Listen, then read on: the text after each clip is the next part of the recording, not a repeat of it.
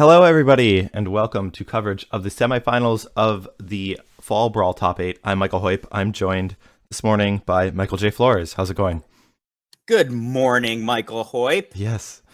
Ready to rock with some great pre-modern action. I had a great time Thursday night after our broadcast, so I feel like doing these with you is just going to set me up for a great day. Yeah. I mean, what could be better than starting off either playing, commentating, or watching some Premodern Magic? So all of them for me. I Yeah. played Premodern last night. I commentated Premodern Thursday. I played Premodern last night. Now I'm gonna play Modern tomorrow. You're living the dream. It's just Modern tomorrow. Okay. Thumbs Well, down. I'll be playing Modern next week, so Yeah. and then Pioneer on Sunday. So Pioneer! Yeah. Wow. Let's talk about a matchup and a format that people care about. Okay, so we have Hermit FEB up against Mono Blue Stiflenought. So Galen is playing the Hermit FEB deck while David has the Mono Blue Stiflenought. Let's just jump right down to the decks. And first up, I have the Mono Blue Stiflenought list. So in a creative fashion, David has juxtaposed his deck in the shrimp, which is the moniker for the Phyrexian Dreadnought. But most of the things that are going on with this Mono Blue Stiflenought list are pretty traditional from what we've seen over the past year and a half at this point.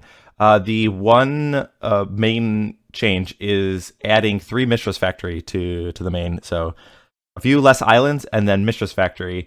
And we did get to see it in the quarterfinals, how it did have a pretty big difference of how the game played out. And so is it actually fewer islands? I feel like blue-white plays like 18 and mono blue plays like 16 lands, but they often just play more cantrips. So I feel like those Mistress Factories are just like sleight of hands or something. That's what I think.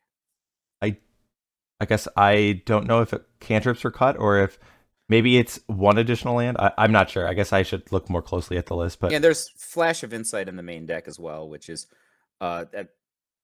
David is real heavy on Flash of Insight. That's a card that you often see as like maybe a one of in the sideboard, but he's got 1 in the main deck and 2 in the sideboard. Yep. I think this is going to be super exciting. I used to be a big mono blue Dreadnought guy, but I team with Francisco Paluchek, and he beat it out of me. Okay. Literally just beat it out of me like relentlessly. I'm excited to see how this goes. As I think mono blue is going to have the advantage in this match. What do you think? Okay. Yeah, I guess I'll bring up Galen's list real quick, and then we can talk about how we think the matchup's going to go. So the Hermit FEB list is something that we've seen in this Fall Brawl Top 8. It's kind of been...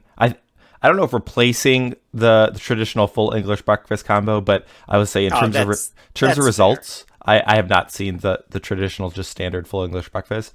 So jam another combo in your deck. The original one. Yep. Everybody, why wouldn't you play the Hermit Druid combos faster a lot of the time, especially if you're in the matchups that the opponent can't really interact with you very well. Like as an example, Galen's going to be on the play here. You just like play a first turn Hermit Druid, which there's a very few ways to disrupt, like it's kind of foil or no on the play. It's pretty trivial to just like go off with Cabal Therapy backup from there. And I would imagine he'd be very willing to jam that combo in game 1, at least game 1/game 2. We saw it in action on Thursday. It took the match over Mike Arnold. And I think this is probably the best. I'm putting best in quotes, the best combo deck in the pre-modern format. Certainly the hardest to play. I don't even know how any of the combos work, and I've played against it innumerable times. Just had to believe my opponent with the things that they were doing. I don't, and they usually play like a foreign copy of the cards, so you can't check up on them. So you just have to believe them. It is what it is. Yeah, just take your word. I'm just going to do some stuff, and I'm going to kill you. No big deal. Yeah, I guess one thing to note is how Vision Charm plays into the Hermit Druid combo. If you do have to go to the point where you're going to like flashback a Krosan Reclamation and then go to your draw step, then Vision Charm becomes a very live card. That might come into play. It's probably something that is on Galen's mind, and so he's going to play around it.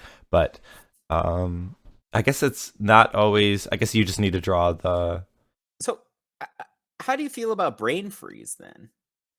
I mean, it functionally does the same thing, and it is a different card name for Cabal Therapy. So, like, yeah, I don't think it's I don't think it's a terrible game plan. I guess it depends on the number of cards of Well, how drastically your game plan changes. I know how David's going to sideboard. I don't think he's going to bring a Brain Freeze, but just based on what you said, I feel like Brain Freeze is the same thing. Yeah. So who do you like in this matchup? I think I like the Stiflenought list. In game 1-2, you like the Stiflenought list. He's on the draw in game 1 now. Yeah, I mean, there's just like the presence of Daze and Foil, and like I think might make the Hermit FEB player reluctant to go for it. And then if the game draws out, then just even like a few turns, I think, I don't know. That's just what my gut. I could be very wrong. So I like Stiflenought in game 1-2. I'm just like it in general, I think, in this matchup. But I gotta say, I think this could go either way, especially with Galen on the play. He's gonna have the play in game 1 and likely the play in the last game, whichever way that goes. So I think he's got a puncher's chance, and his deck is fast and powerful and has so much cover. So let's just let the players start, unless you okay. fixated on talking to me. Yeah, I'm gonna just quick throw up a poll. It will not take very long. So if you guys want to predict on who will win the match, I'll have that up for you. You have a couple of minutes to vote. Okay, let us now jump down the match. Flores, if you want to let our players know that they can begin, we'll get things started. So we do have Galen on the left. He's with the Hermit FEB, and then David on the right with the Mono Blue Stiflenought. So looks like they're still looking at hands, or they've already decided to keep. I think David likes his hand. He put his hand down. I think Galen, the player on the play, is okay. I guess he's decided to keep, and he's got a first turn Gemstone Mine. That's gotta be a Bird of Paradise, right? No, That's a Duress. Duress. Show me what you're working with. All right. Is that 2 lands or 1? 1 land. Okay. So that Daze is gonna be a thing.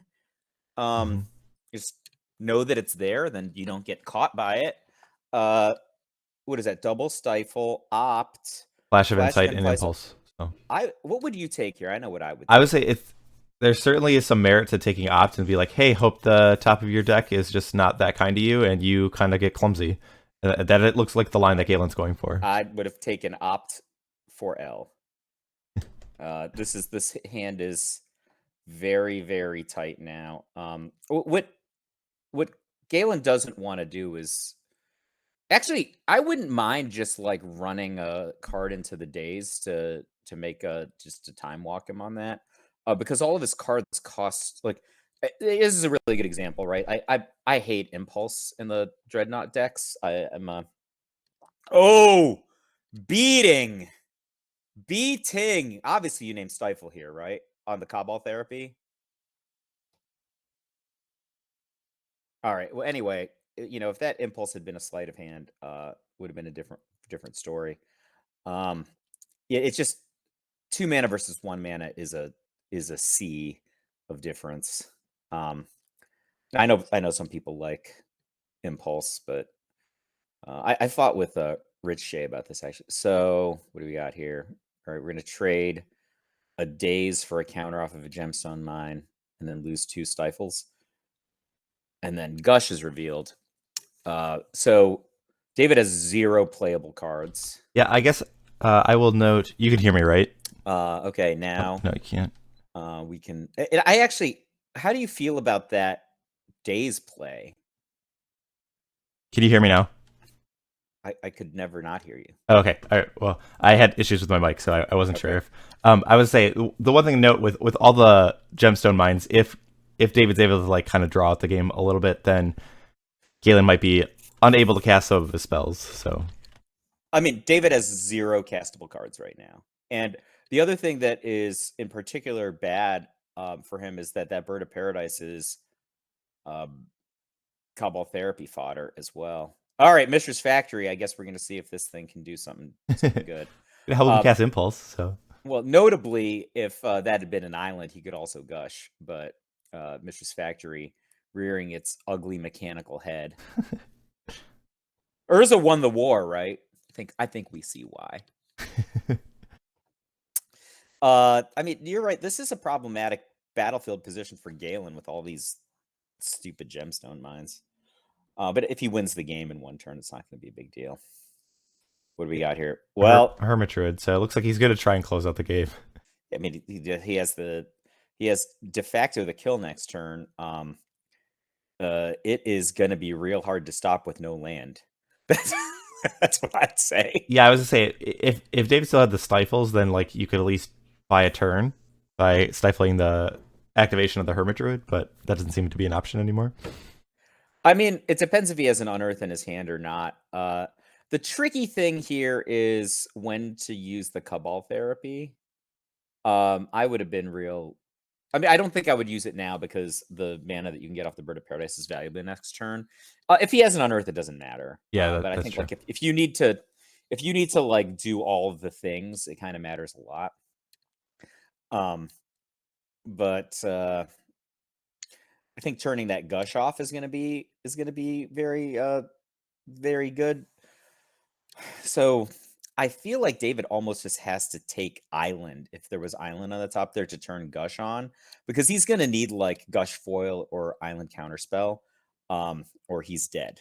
Well, he does find an island, but that's the easiest piece to find out of those combinations. Well, no. Like I said, I think he has to impulse for Island. There's like, no matter what was there, you know what I mean? Because turning on Gush is real important, because he potentially could have to foil. So let's see here. What do we got? Vision Charm could be a plausible kill here, but we don't know yet. So it's just gonna be a land is real bad for David. Just any land. Let's get the party started.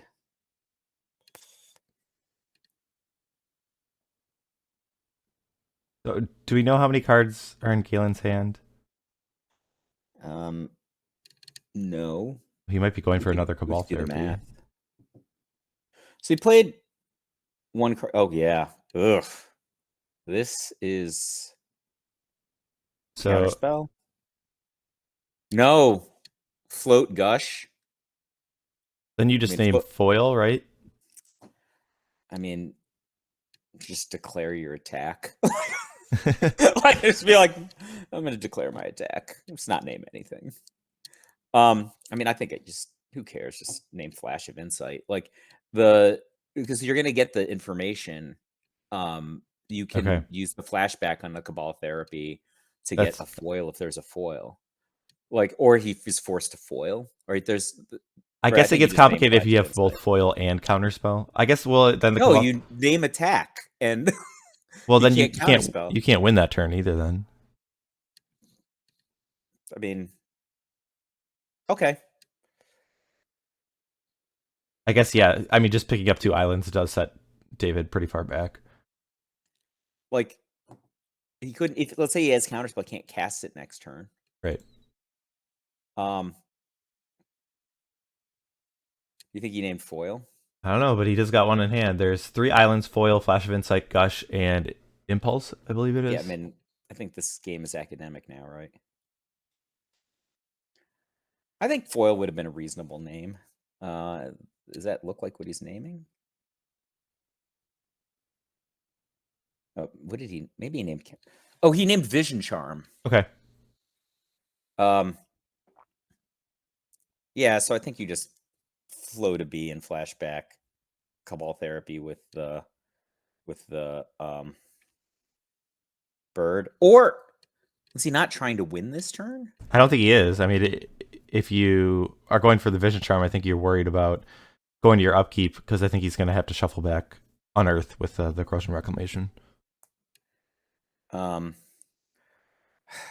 So potentially dangerous here is just that the Flash of Insight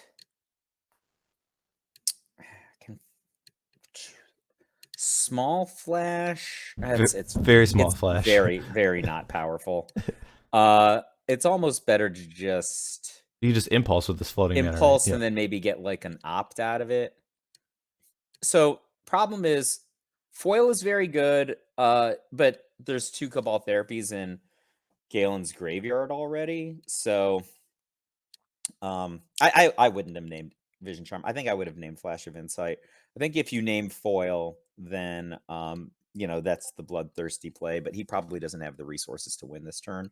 So almost certainly gonna have the resources to win next turn. Like I don't think anybody's scared of the size of the Flash of Insight that David can muster here. Impulse. I think like just Impulse for something with you floating. Maybe get an opt. Maybe just rip a Vision Charm. That'd be pretty good actually from the Impulse. Was he gonna go for it? Well, given his card choice names, I don't think he can. I'm assuming he doesn't have Unearth in his hand, and then he would need a draw step anyways. So, well, why do you think he doesn't have Unearth in his hand? Because of him naming Vision. Because of him naming Vision Charm. Well, I think it's. Let me think. I'm trying to think if there's a reason why you would do that if you're trying to kill this turn. Because there's just going to be no cards in the graveyard. I'm sorry, in the library.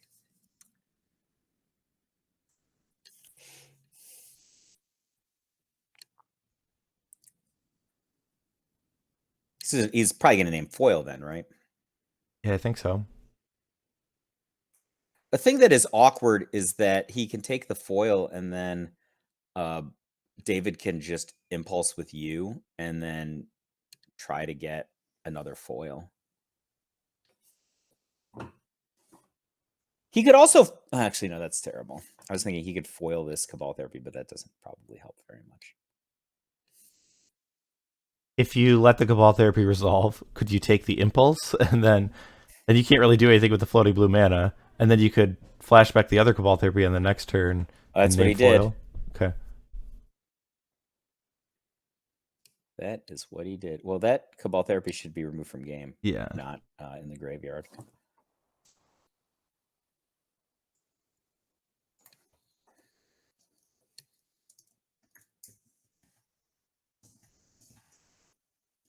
So at this point, David's going to have to use Flash of Insight with the floating mana. But unfortunately for him, he's not able to use the back half of it. Because that would be the more powerful half in this instant. He just doesn't have enough blue mana. Well, or enough he mana. could do it next, right? He could. Yes. So I guess he would have. Because he would draw a new card, and he's ideally getting a second foil, so he'd be able to foil a Cabal Therapy, then foil a different spell.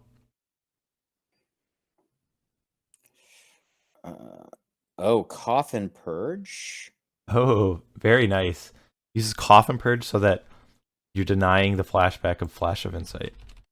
I love when like the card in your deck is like super niche, but then like it just comes up like, oh, here I get to use it for like what it was meant to do.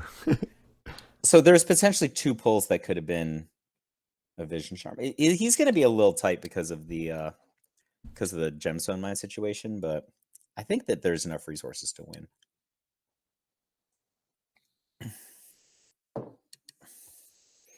Drew a Ponder, or sorry, a Portent.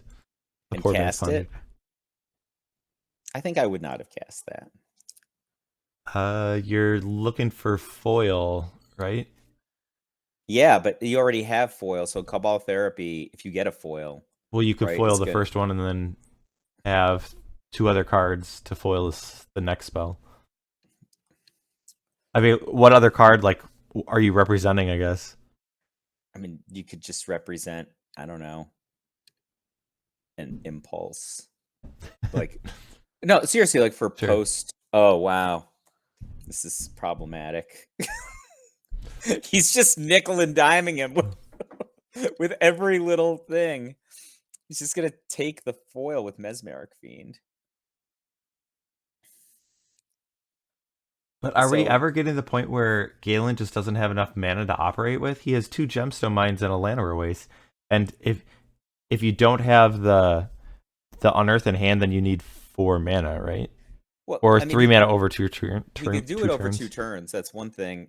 And I mean, he's putting David into a situation where he has not a lot of options. But I feel like using the Cabal Therapy with the Bird of Paradise previous turn was a little aggressive if he wasn't going to try to win. Like that, just having that Bird of Paradise right now had been really substantial. Agreed. And what did he take? Impulse? Like it's a little flaccid. I think that the first Cabal Therapy for Vision Charm was. I think I would have just taken a card that I knew he had, right, or a card that I cared about being foil, right. Yeah. Like those are the two things that I think would have been good. Like he can't cast a counterspell here, and he was barely in position to cast a counterspell that previous turn. Well, the So, irony now is like if Galen's passing the turn again, then David always going to have 2 islands, and a card like Counterspell does come was back there online. double foil? Yeah, there was Double gush, double foil, double island. So I guess you take one of the foils. Takes the gush. I hate to say this. I think that David's going to win this game. I don't understand taking that gush there. The second gush is like so far from being cast, right? I think I would have taken foil. Yeah. Because you can't win through one foil, right? There's 2 foils. He does have a Cabal Therapy, but it's not good. It makes him use a foil, but then he's left with another foil. So, well, foil's 3 cards, right? So if he foils with Gush Island and foil, then he would not be able to foil twice. Well, the thing is, like, because David has another Gush, he can play Island and then cast Gush, and then he could double foil. Yes, that is correct. With the resources he now has at hand, in hand, and on the battlefield. Yeah, I think I would have just taken foil, Michael J. Hoyp. I don't. He can't plausibly cast 2 gushes. That's what I don't understand. Like the second Gush doesn't even seem like, unless you're expecting this game to go 5 more turns. Yeah, I'm just saying. I think the Birds of Paradise sacrifice is the thing that put Galen into the bad spot. Because like at some point that Mesmeric Fiend is going to be. Yeah, I mean, I can understand sacrificing, but then the card names are. It's like he like took like 2 different lines and then like took decisions from both of them, and it just doesn't work that way. Like he took an aggressive line by sacking the birds right away, but named a card that is like a more long-term game plan, and so that's the thing that I guess doesn't line up for me.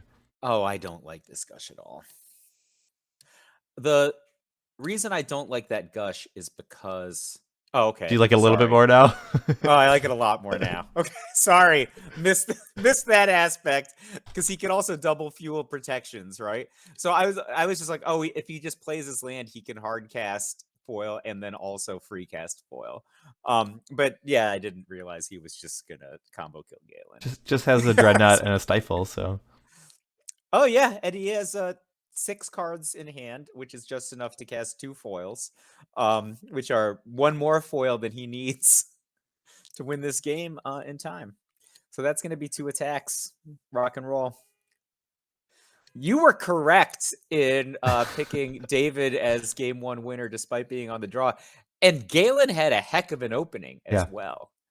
A little bit pinned because of those. This game is not remotely tenable. Are we in agreement? I haven't looked. Oh, so if Galen's last resort.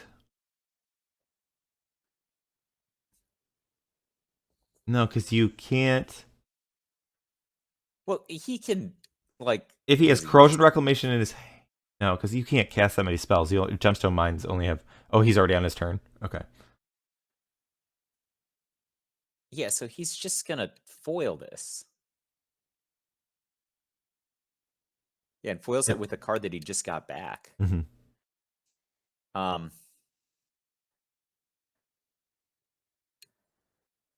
So if he has another Cabal Therapy, or so David just needs 2 untaps. Like that's basically the situation we're in right now. Oh man, sacrificing a gemstone mine for. Do you have a duress? But what good does, like, at this point, if you, like, yeah, you could clear David's hand of counter spells, but I don't think you have the mana to go off, so you're just going to die to the 12/12.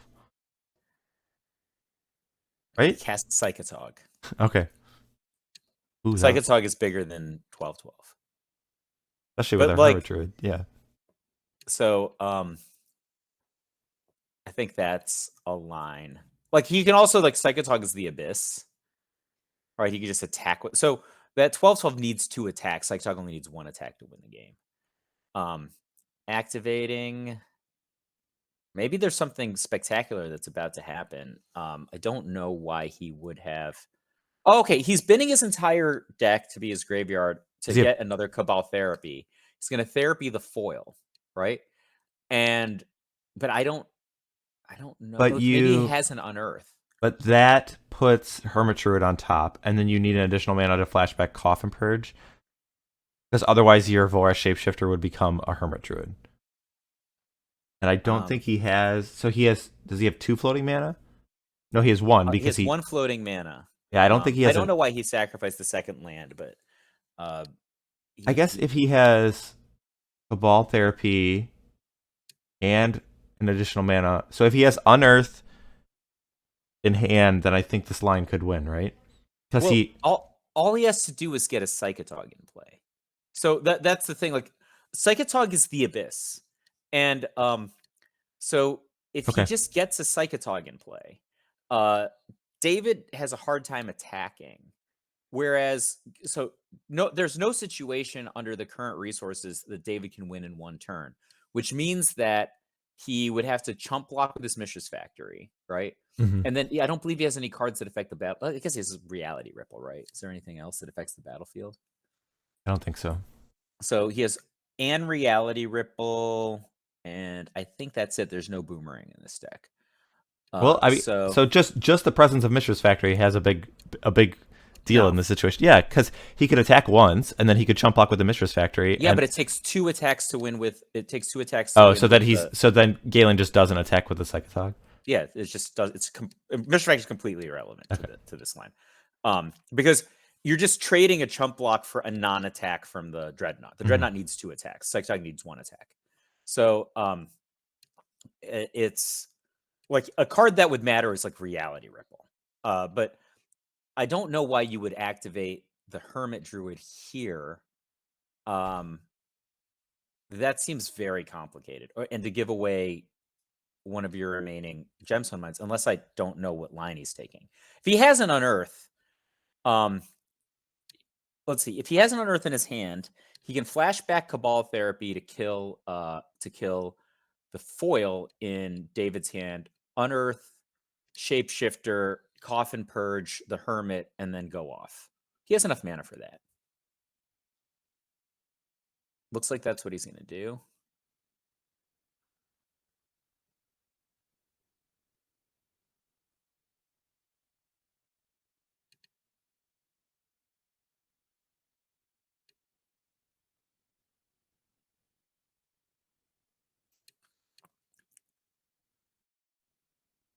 So he still has a black mana floating. No. Yeah. So, Spirit Guide. Oh. But what is? Oh, he's flashing back the Krosan Reclamation. So now we can draw Vision Charm.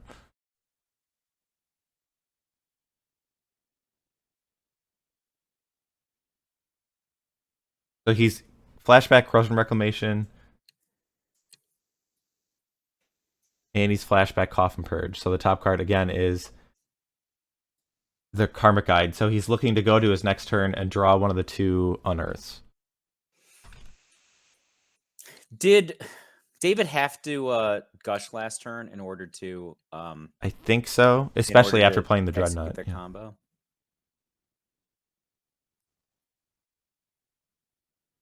Okay, Dreadnought will get in. That's not too surprising. So the thing is, what's live now? Daze. And it's not Vision Charm because I think he would have cast it already. Daze is very live. Unearth. Nope, it was an island. And now we'll do the combo thing. so I guess I was wrong. I guess this game was tenable. Very nice by Galen. So Volrath Shapeshifter becomes a Karmic Guide.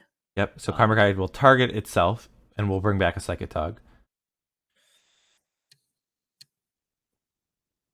And there still is one Cabal Therapy in the graveyard, right? Because if there's not, that could change things. Okay, there still is. All right. So Psychatog gets sacrificed. Now the Shapeshifter is now a Psychatog. Get a name Gush just for fun. And now we start exiling cards from our graveyard while maintaining that top card as a Psychatog until we have a bunch of pumps. And then the last one, we will exile the Psychatog so that the top card is he named Abandon Hope. Abandon Hope. All right. Very classy. That was a Magic Online thing. So you, as usual, were terrible and wrong. Like, I think the Mono Blue Dreadnought's going to win.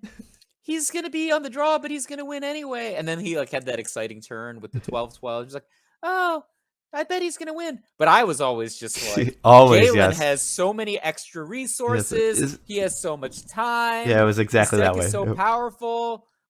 But you were just like, I don't believe in Hermit FEB. I believe in Mishra's Factory.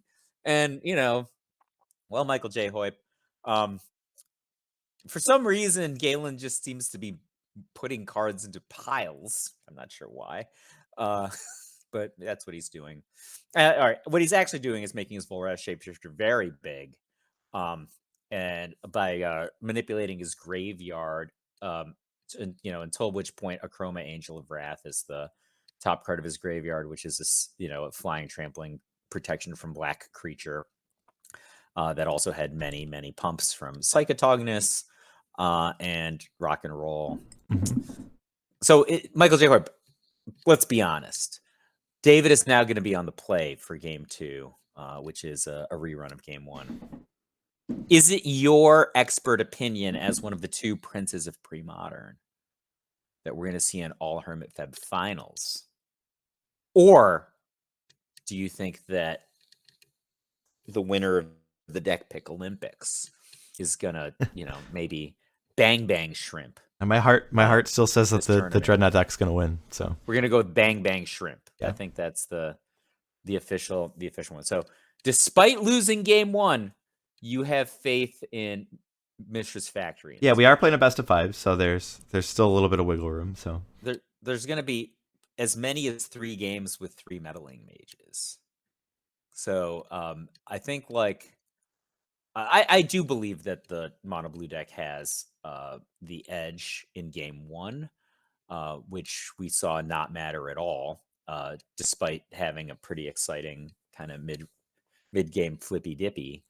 But I don't know, man. There's no Swords to Plowshares in this deck, and there's gonna be 7 Meddling Mages on the other side. 6 Meddling Mages. Only 6 Meddling Mages, not 7. So, and one of the they're actually 7 Meddling Mages if you count Karmic Guide as a Meddling Mage. What if you bring in an Enlightened Tutor? Does that count? No. You're counting Survival as a Meddling Mage, right? Enlightened Tutor is, first of all, why would you bring in an Enlightened Tutor in against Counterspell? Also, his deck is Vision Charm and potentially Brain Freeze. Enlightened Tutor seems like one of the worst cards you can I'm not saying it's good. I'm just saying, would you count it as a... Why would I count a card that's not in his deck? What? Right? It has to be in his deck in order to be counted. I bet David studied the work of Rich Shea. He went to the top of a mountain, and where's Rich Shea live? Boston. He went to the top of a mountain, and we're gonna go with Boston. Okay. And he was just like, "Wise master, tell me what to do." He's just like, well, David, even though the opponent ostensibly wants to destroy his own library, we're gonna destroy his library too, with Vision Charms and Brain Freezes to counterspell Enlightened Tutor. It's gonna be cray-cray. He's just like, can you explain what cray-cray is? No. These are the words of the Zoomers and the Millennials. but we use the weapons of the enemy. For example, Brain Freeze and Vision Charm. I say Richey does seem to be very high on winning with Brain Freeze. So if David did consult Rich, then that might be the case. So I don't believe he's going to side in Brain Freeze. Okay. I cheated and asked him how he was going to side. He's gonna again, just to make things clear, this game 2 is still without sideboard, so we're still playing the normal 60, and David will be on the play. One thing I do really like about mono blue is its ability to just jam. It's better at jamming than blue white. It's very slightly better at jamming than blue white. So nobody likes to be facing down a second turn shrimp, especially when the opponent's got, let's go with a daze and a foil in his hand.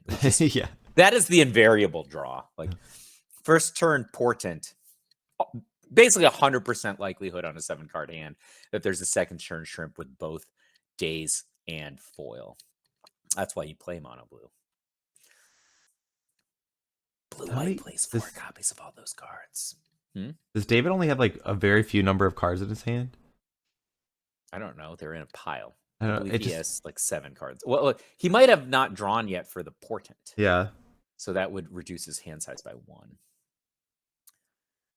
Are they pausing? Are they thinking they need confirmation from us? Oh, I don't know. I'm gonna check something. They haven't said anything to us. Okay. Maybe Galen just had to like take a bio break or something. Did he get up? Yeah. No, I think he's still in frame. Yeah. Okay. Just maybe they had like a delivery to the door. It just is an odd time to pause. It's like cast Ponder, or sorry, I did it again. Cast Portent, and then like we're just gonna wait on my turn for some. I bet what happened was like it's his birthday, and then like a police officer came to the door with a comically sized cake, and that inside the cake was a showgirl, and the police officer also wasn't a police officer. That would be a crazy Saturday morning pre-modern plot twist. But instead we just see a Llanowar Wastes. So I don't think that happened. Do you think that's a strategy? Like, be like, wait, don't go to your turn. I have to go do something, and then you come back. You're like, all right, I'm going to take my turn, just so they like hopefully miss their just portent. Like mess up their tempo. Their portent trigger. They just forget to draw. It's like it's been 5 minutes. Sorry. I told you. What did I tell you? 7-card hand, first turn cantrip.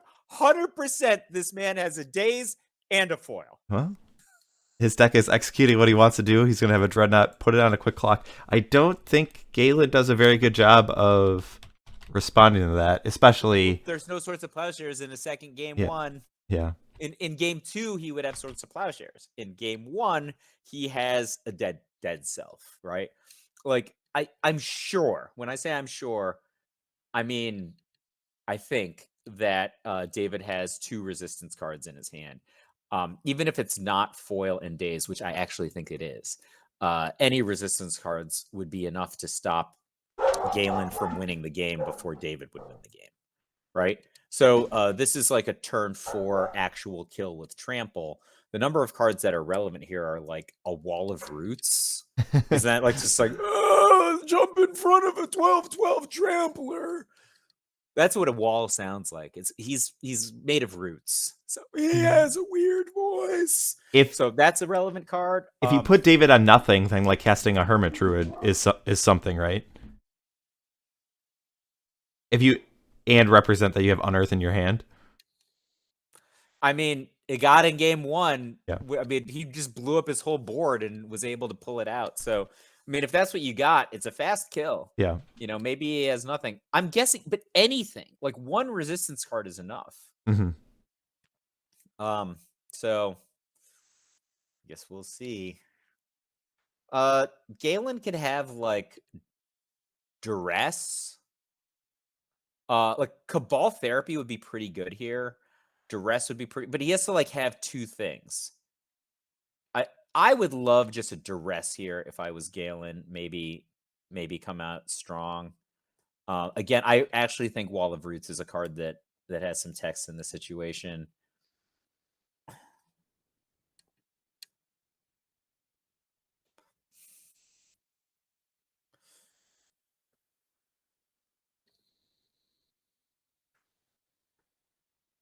Michael J. Hope, do you ever play Dreadnought decks? I do every now and then. It's funny. I don't enjoy them as much as I thought I would.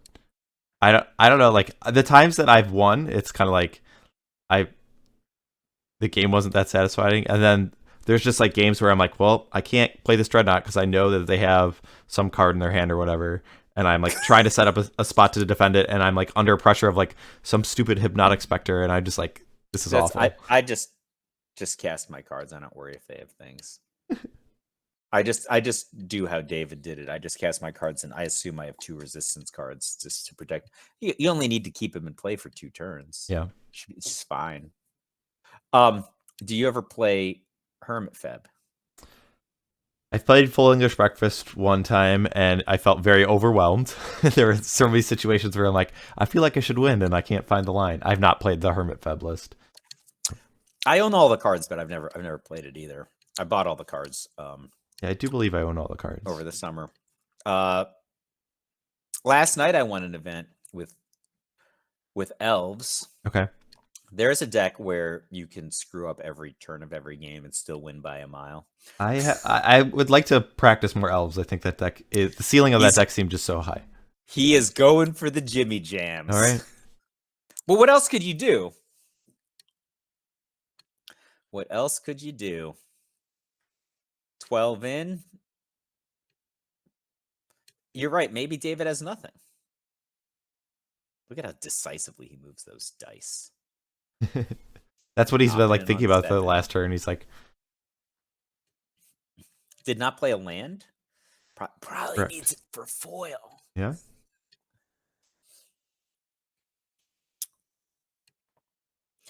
I'm guessing his hand is Counterspell, Gush, foil. Start with a counterspell. If that's the case, then I think we might be going to a game 3. We're gonna go to a game 3 either way. Well, yes. But City of Brass.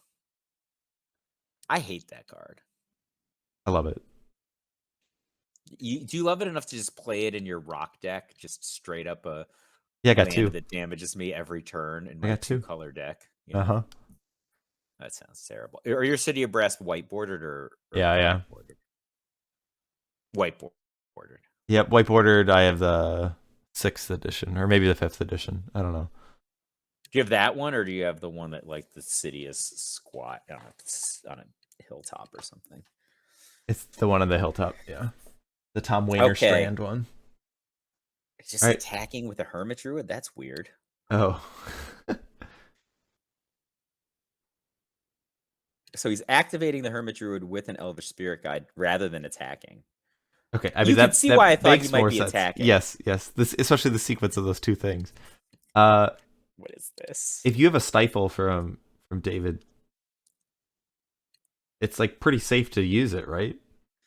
I guess if you have to choose between Stifle and Counterspell, but like, how does this turn go wrong if you just Stifle this activation?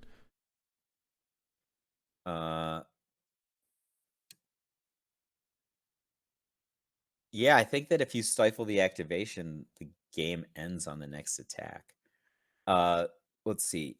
What is Galen's life? 7? Mm-hmm. A Wall of Roots could save him. Wall of Roots would provide 6 toughness with the Birds of Paradise. Oh, wait. It wouldn't, because he would take damage from the stupid City of Brass. Or he doesn't have a 6 toughness because he'd have to tap the Bird of Paradise. Yeah. What he needed there was a Reflecting Pool or a Gemstone Mine. Then he could chump block for a turn and try to go off again. But do you think David's thinking about like, oh, maybe we should stifle this guy? I think he's trying to. I mean, like, well, yes, I think he has Stifle, and he's trying to think, how does this go wrong if I Stifle? And he also probably has a card like Counterspell, and he's trying to think, what is a better way to protect myself? Yeah, so he doesn't want to get into the situation with Counterspell if he can avoid it, because what's going to end up happening, especially if Galen's just gripping the Unearth, which is a possibility, is he's going to have to fight 4 Cabal Therapies, at least, right? So if Galen has a Cabal Therapy in his hand, he might have to fight like more than 4. So I think like your Stifle plan, if in fact he has Stifle in hand, would be advisable, because I think that's the kill. because City of Brass / having to tap Birds of Paradise makes it so that he can't chump block with Wall of Roots, which we don't even know if he has. And so the problem with Cabal Therapy is you could only do it once with the Coffin Purge flashback, but are you just saying you're just going to unearth a Psychatog and not go for a combo kill? A Psychatog in play only loses to Reality Ripple. Okay. Just straight up, or I mean, or a second Dreadnought. 2 Dreadnought, and it's only because he already hit him. If he was at 20, a Psychatog just beats a Dreadnought. Okay. Wait, so this resolved? Well, okay, yeah, the cards were milled.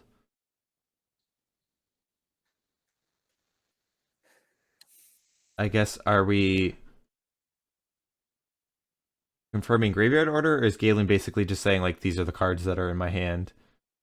That's one thing, like, because the deck lists are open and, like, the graveyard information is public, like, David would be able to deduce what's in Galen's hand. I guess you just show your hand at that point, but I guess maybe he's asking questions, and so making David kind of deduce it, so... No questions are allowed. But you're not allowed to refer to notes in the middle of a Fall Brawl match, right? Like you have to refer to notes in between games of a Fall Brawl match. I mean, I don't think it's a way. We've had like the deck lists are open that people like look at it. It's just like it's not able to be enforced. So that like I could say judge at each of the tables. Yeah, just send a judge out to David and Galen's. Your thug Clint Espel. You know, he's an ex-CrossFit coach. When isn't David Tao also like into heavy weightlifting or is the voice of CrossFit? There you go. So he's not a CrossFit coach. So Flint went to Galen and David went to David. That's what you're saying.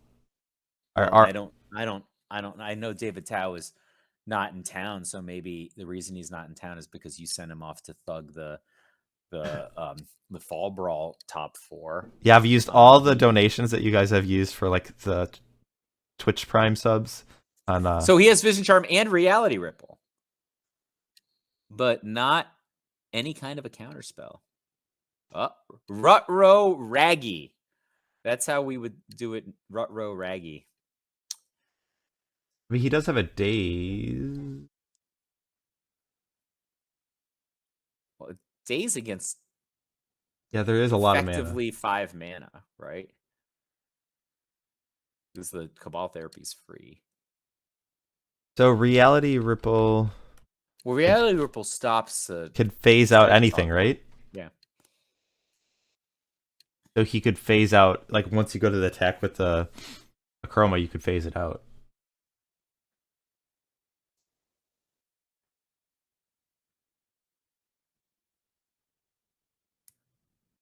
But the Coffin Purge has not been used yet, correct?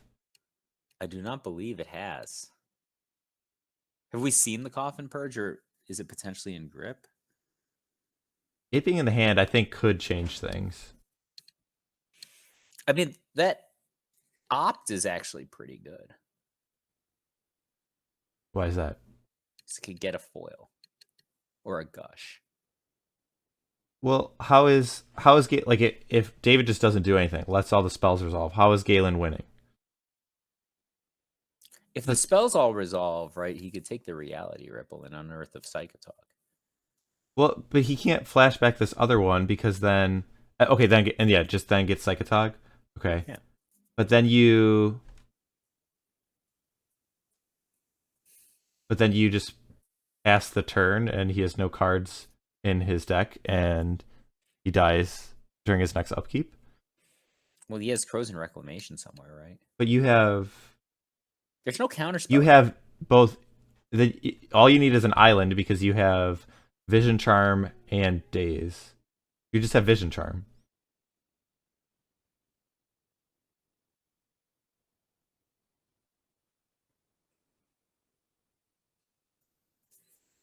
What's he taking? The Vision Charm? I mean, he's just dead to a Dreadnought attack if he doesn't do something real spectacular this turn. Okay, he takes a Reality Ripple, but now we have.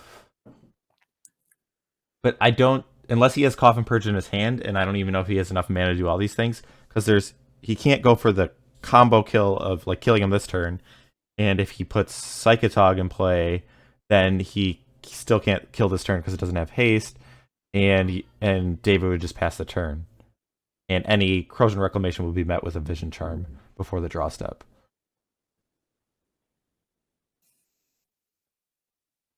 Okay, he's gonna cast Unearth, presumably targeting Psychatog, right?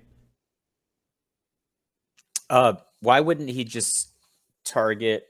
Oh wait, he can't do shapeshifter tricks. Right. That's why he needs Coffin Purge in hand,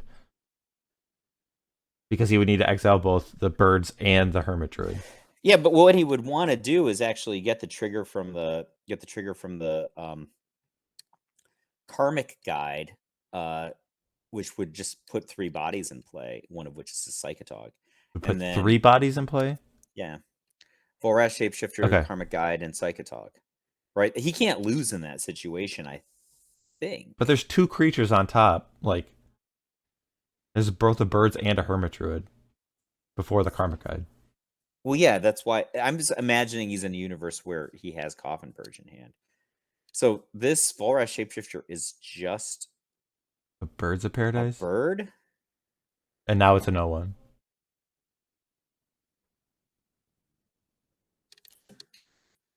I think I would have just gotten the Psychatog and hoped that my opponent didn't know how to navigate the next spot.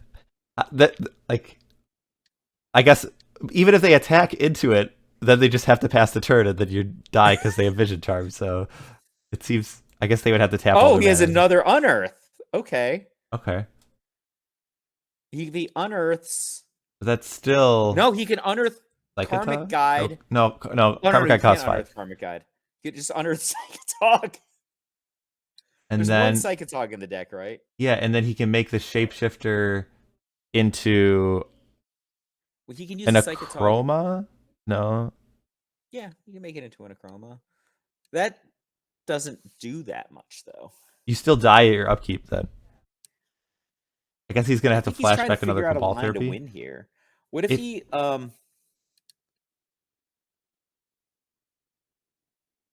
What if he would have brought back Psychatog and then flashback another Cabal Therapy and then targeted the Shapeshifter? Well, does he have a No. Cabal Therapy? He doesn't have a Cabal Therapy to then sacrifice the Psychatog because he still needs to. Oh, in that case, 1 Coffin Purge is enough if he takes your line. Well, or I'm not thinking about. I'm thinking about like trying to clear out the Vision Charm and then upkeep. So I'm trying to end the turn with a Psychatog in play and clear the Vision Charm so that I can resolve a Krosan Reclamation If he has and go to my draw step. If he has a Psychatog and a Volrath Shapeshifter in play at the same time, he can just use the second Psychatog to manipulate the graveyard. Yeah. And then sacrifice the Psychatog via one of the Cabal Therapies that's already in the graveyard, and then use Coffin Purge to redistribute the Psychatog to the top of the graveyard. Well, and then win that way. The slight issue is like because you're using Unearth to put the Psychatog into play, the Volrath Shapeshifter is never a Psychatog. No, you have a Psychatog in play. You now use that Psychatog to manipulate everything. Yeah. Okay. So then you sacrifice that Psychatog to Cabal Therapy, and then use the Coffin Purge to put the Psychatog back on top. If this Unearth resolves, then I think he's going to win with the Volrath Shapeshifter using the line that I've described. Could you clarify when you say use the Coffin Purge to put one? Yep. You said you use the Coffin Purge to put the Psychatog back on top. Okay, that part was not clear to me. You have a Volrath Shapeshifter, which is an 0-1 right now. You put a Psychatog in play. Yep. Okay. You use this Psychatog over here to do shenanigans with your graveyard. Yeah. Right. Then you flashback Cabal Therapy to kill the Psychatog and put it into your graveyard. Right. Okay. Then you use the Coffin Purge to clear. Well, you don't even have to. Yeah, because it is a Psychatog. Now on top. Yeah. Then you just win with the Volrath Shapeshifter. You just use the Psychatog to manipulate all these like Unearths and Birds of Paradise and Hermit Druids that are on top. You just get rid of them. David has cast Impulse. Is this in response to Unearth. Unearth? Yeah, it has to be because well, his live cards are Daze and Foil, right? So he can, if he gets a Daze here, he's going to Daze. Yep. Force the tap, which means that if he got a second Daze, he can stop the. He does have foil, right? He returned an island, and so now he has a Yeah, foil. and so Vision Charm is going to prove lethal, I think. Yeah, because the Krosan Reclamation, I think, would be the way that Galen would need to stay alive. But it doesn't matter because Dreadnought's going to kill him. But that was an interesting end game. I mean, you see how he yeah, could use the Psychatog as yeah, a with the potential 2 way to Unearth, the Shapeshifter and Psychatog, then yeah, and because the reality ripple was cleared, then that line opened up. So yeah, I mean, to be fair, David had to obtain either Daze or Foil there, right? If he got anything else, Galen would have won the game. Those are the only cards he could have gotten. all right, now we get to talk about sideboards. So let's bring up the decks. All right, I have Galen's list. So the sideboard is 3 copies of Chill, 2 copies of Meddling Mage, 1 copy of Oromancer, 3 copies of Swords to Plowshares, 1 copy of Enlightened Tutor, 1 Gitu Slinger, 1 Duress, 2 Naturalize, 1 Uktabi Orangutan. There's a lot of stuff that can come in. Galen sideboard, Meddling Mage, Swords to Plowshares, Duress, Naturalize, Uktabi Orangutan. There's a lot of cards. I guess I didn't anticipate that Galen had this much. Uktabi Orangutan is kind of interesting. You kind of need to presuppose that you have an operable survival of the fittest for that to be good. I don't think that he's going to bring it in. Like, can you imagine you had an operable survival of the fittest, and rather than using it to win the game, you used it to get like a minor 2-for-1 that only works if your opponent has exposed Dreadnought to sorcery speed removal. Like, Okay. it's just not. I don't think he's going to have it in.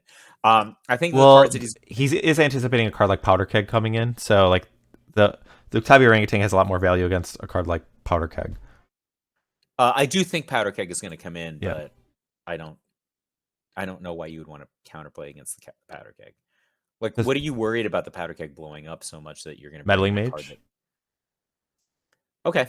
I is that better than Natural? I think he's going to bring it. No, I would bring in the Naturalizes first. I think. I guess I don't know. Like, do you just take out the Hermit Druid package and just become like a quasi control deck? I think I would bring in Oromancer, Meddling Mage, and Swords to Plowshares. Those 6 cards. You're not bringing in Naturalize? I'm bringing in Naturalize. Oh, and Naturalize. I'm sorry. Those 8 cards. You don't want their Duress? And like, what are you going to do? What are you going to turn your deck into? I like, you could just turn it into this like mopey survival control deck where you're just like attacking with like, well, Meddling Mages. And then just like keeping and then you just have to control the Dreadnoughts, Powder Kegs, and Mishra's Factories. First of all, I think I think if you bring in Naturalize, I mean, you could just be a Meddling Mage kill deck. Yeah, like, well, I mean, you still could leave in Mage. you could still leave in Shapeshifter, Devourer, Triskelion, and have that combo aspect available to you. But then like you're taking out all the Hermit Druids. I know that's my inclination. But I kind of don't mind just bringing in Meddling Mage and including Uktabi Orangutan, and then just winning with 2/2s. Yeah, and then like not worrying about comboing off at all. Because David's deck is incredibly bad against Meddling Mage. All right, I have the sideboard up for David. There's 2 Blue Elemental Blast, 2 Hydro Blast, 2 Brain Freeze, 2 Powder Keg, 2 Flash of Insight, 3 Annul, and 2 Misdirection. I think he's gonna take out Stifle and side in Misdirection and Annul and Powder Keg. So Misdirection because of Cabal Therapy. I guess what are you misdirecting? You could misdirect. Can you misdirect an Unearth? You could misdirect Coffin Purge. Okay. But can you misdirect an Unearth? I don't. Unearth says, I think you might be able to choose target creature in Yep. your graveyard. Okay. And Yeah, it's misdirection. target, so it's misdirectable. I mean, that card actually seems really good. Which is almost more of a reason for like Galen to go on this like mopey beatdown or control deck rather than being like a focus combo deck. Should we let them play? Yeah, they can start. Yeah, I think like leaving in some combo elements is probably not too bad, but I think just there's only 2 meddling mages, so you still want survival and stuff like that. I think that I think I cut down on the Hermit Druid combo. He's still sideboarding. Trying to figure out what plan he's going to take. I think if I were Galen on the play here, I think I might just try to jam. Okay. Right? And then just do all the stuff we're talking about in a game that he's on the draw. I mean, the added, if you're anticipating like a card like Misdirection coming in, like that is like another card that you like, because the diversity of threats is harder to hit with Cabal Therapy, and it's another free spell like that David could tap out. So it kind of compounds that, like, it's harder to combo out, I think. You can also misdirect Swords to Plowshares. Usually, yes. Yeah. If Galen has a creature in play, yeah. Or if David has a Mistress Factory. What about misdirecting Naturalize off of your Shrimp onto their Survival of the Fittest? That would be... How do you feel about that one, Michael J. Hoyt? It would feel like a win for the Mono Blue Stiflenought player.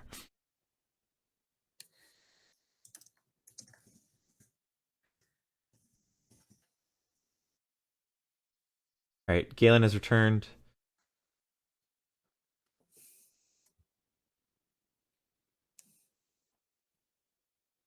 So you still like the more of the combo centric plan from Galen, at least on the play? I think that I'd think about it. I think I might leave. Probably... I might leave 1 Hermit Druid in. I think I'm cutting 3. Why would you leave a Hermit Druid in? Survival. There might be a spot where you're like, this is the card I need to survive for.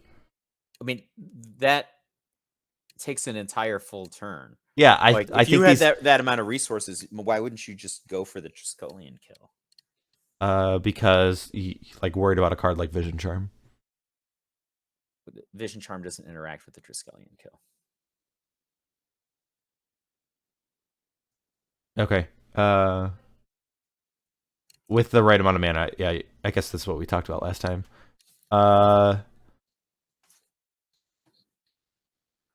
I don't think I would have any. If I weren't gonna jam, I would literally consider jamming. Like if I were on the play here, because you have to imagine David is configuring his deck to fight against Galen's sideboarded deck, and his sideboarded deck, I think he's anticipating cards like Naturalize and Source of Plowshares coming in. But what if he just doesn't do that, right? And he's just like, all right, because I'm on the play in this game, I'm just gonna like go for the Hermit kill real fast. David's deck isn't set up to fight that, presumably, right? But in a game I'm on the draw, for sure that I would bring in like Naturalized Swords of Plowshares, etc. I don't know if you have cards like Misdirection, that's just like another wrinkle that like, because could you do the Hermit Druid combo through a Misdirection? Because when you use Unearth, it's just gonna, you're suddenly targeting our Birds of Paradise. Good job. Yeah, that would work. And so like I think that, I don't know. I don't know if I would do it. I'm just like, it's a thing I'd think about though. Yeah. My plan would, I think if I were in Galen's shoes, I would be much more of a controlling deck, and I think the cards you cut, it's much easier to cut the Hermit Druid combo. Like I don't know what other cards you would cut. I think 2/2 beatdown is the way to win these sideboarded games. Where I think if you're just gonna decide you're a Meddling Mage deck, then Uxabi Orangtan's good. But look, the reality is, the Hermit FEB deck has only 2 copies of Meddling Mage, and like it's just not going to have Meddling Mage on demand. So at the same time, David's deck's going to be so much slower, right? I think he's going to take out Stifle, so he's only going to have Vision Charms. And he's probably going to take out some shrimp, to be honest with you.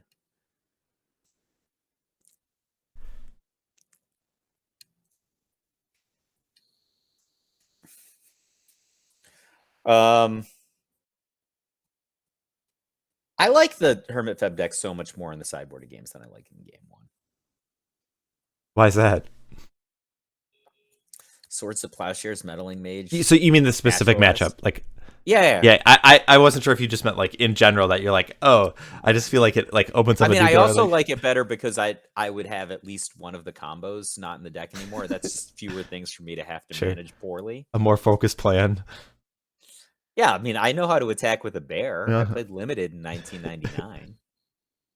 Actually, when were people attacking with bears? 2001, right? That's like the height of like a I mean, is like a. nomadic elf. I mean, like, do you call Iron Claw orcs a bear? Like that was No, I mean a nomadic elf. okay. All right. I mean a Galena's Knight. Rock and roll with those guys. Who's used for 2. Llanowar Wastes, nothing. Island, nothing. Gemstone Mine, nothing. Playing around days, it looks like. Opt was one of my preview cards in 2001. Oh, really? I said it would be played in all the blue decks.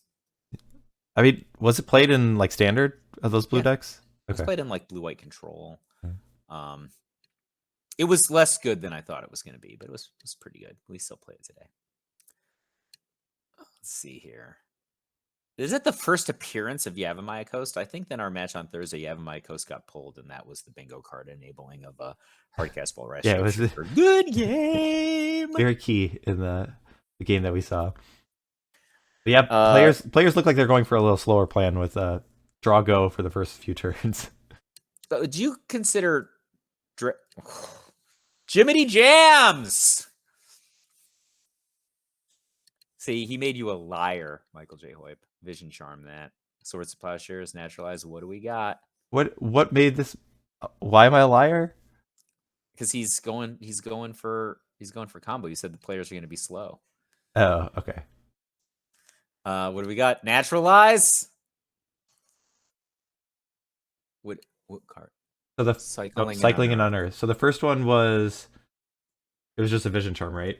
And then Yeah. it was Double responded Vision with a Swords of Plowshares, which had a second Vision Charm, which phased it out. So right now the Dreadnought is protected, yeah, since it's phased out, and then so David will get to untap, and if there's a card like Counterspell, then he'll have access to that.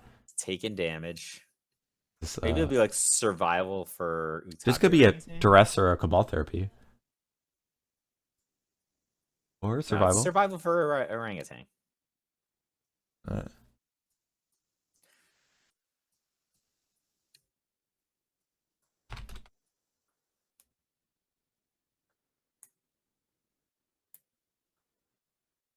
Phased out. The orangutan just seems. I guess I'd be like, there's no better option, is there? Like, but it just seems real slow. Oh, there's a swords. Okay. That must have been a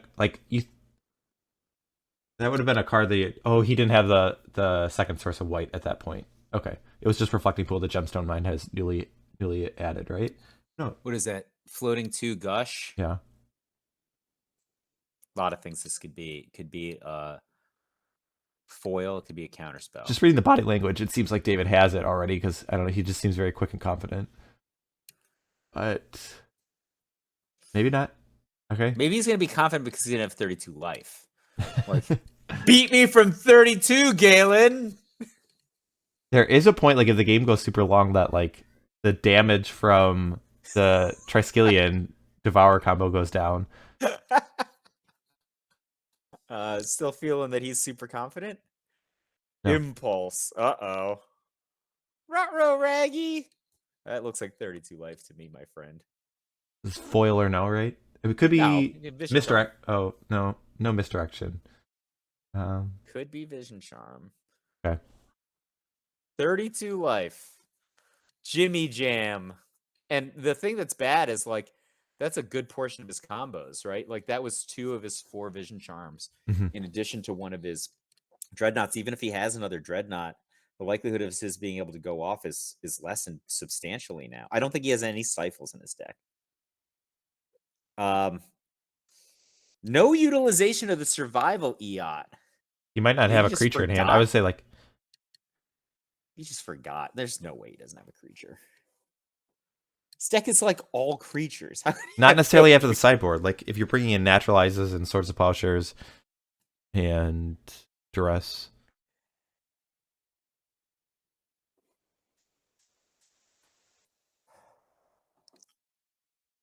I guess I had 23 creatures. Where's the advantage bar? I like Galen right now. Yeah, I do too.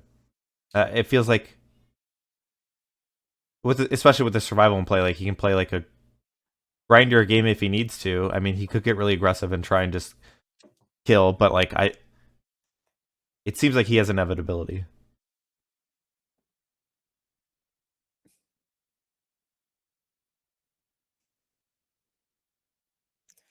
I mean, what do you think inevitability means in this context? Just attacking for 2?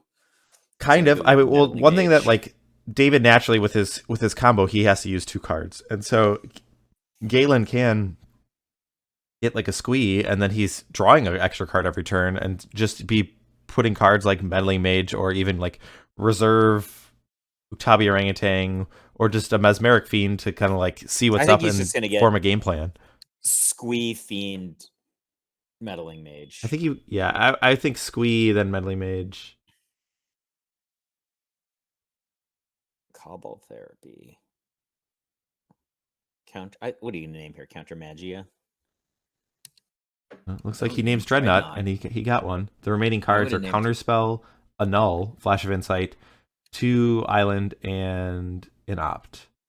I would have named Counter Magia. I would have gotten it, and then I would have survival for Meddling Mage to handle the Dreadnought. So the Annuls only hit Survival of the Fittest. Is that correct? No, they hit a hardcast Triskelion, a hardcast Phyrexian Devourer. Okay. Chill. If Chill were in the matchup, they could hit that. Okay. Like you never know. Like maybe he snuck a Slide of Mind. Yeah. Or what? Cycling Unearth.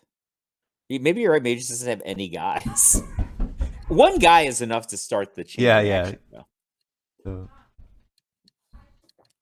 I mean, you know what's super cute is if you just like get Squee, hardcast, Squee, flashback, Squee, Cabal Therapy, get your Counter Magia. Yeah. Kind of like that.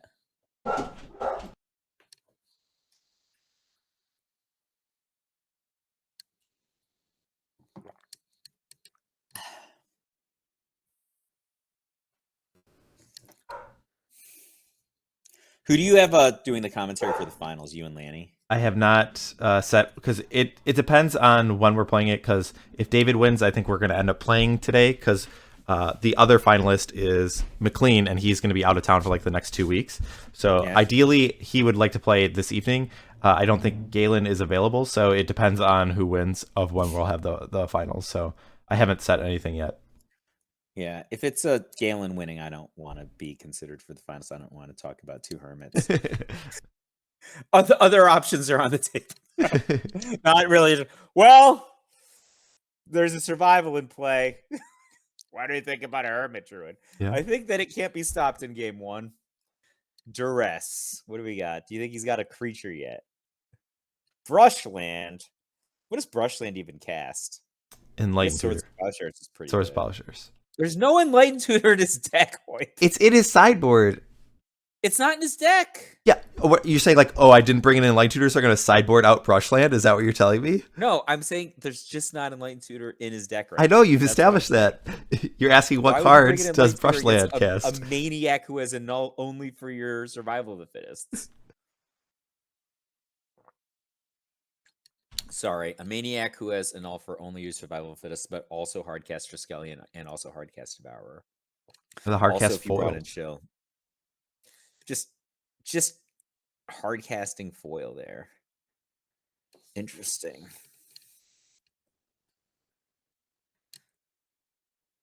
What is that? That's a portent. Portent. If David actually would be able to assemble a quick combo here, Like, you go for? I mean, I don't know how many cards Galen has at this point. Well, given I would just go for it. Obviously. Yeah, I would say like Galen hasn't activated survival, and it's been like 2 or 3 turns. Yeah, he has no fuel, right? Yeah. I think your read was correct. But if he has no fuel, that might mean his hand is just flush with interaction. Right? Yeah, but like there's no way for you to get that interaction out of his hand. So like, I don't know.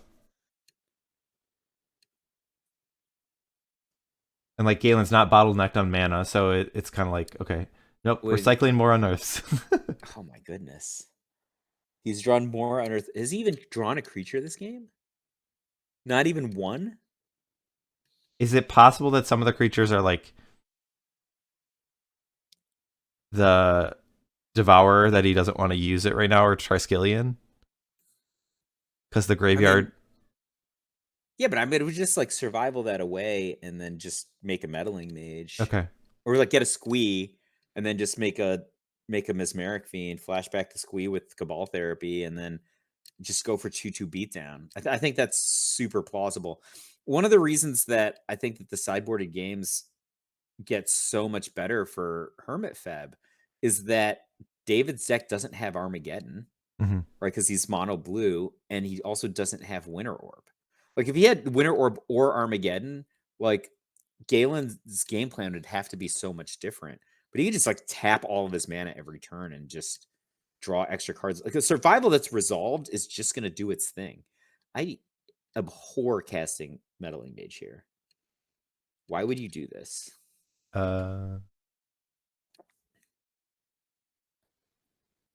You just think it's too valuable and you don't want it, like... Yeah. Okay. I mean, unless he has a third Unearth. I think it might have been the 4th one. I think he might have cycled 3 already. Like, it's just so much better to hard cast Squee and flashback Cabal Therapy or cast Mesmeric Fiend there. Yeah. If he has an Unearth, then it's okay, but otherwise, I mean, like he knows about the counterspell. That's the thing. Yeah. That Meddling Mage, if it resolves, is basically not going anywhere because there's a survival in play. You can always get the Uktobia Orangutan for Powder Keg.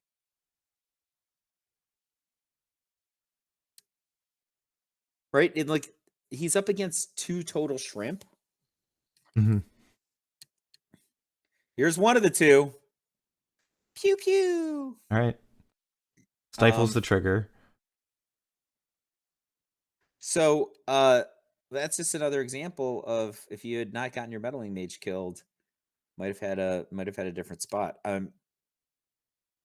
Does he have... Well, I mean, on that immediate turn, I don't think he could have been able to disrupt and put a Meddling Mage into play. He would have just had to like cast. He just cast a Squee or cast a Mesmeric Fiend, get the lay of the land, right, and see what it was working with. Right. I'm just saying, like, you wouldn't have been able to have a Meddling Mage in play last turn with a line that you're proposing.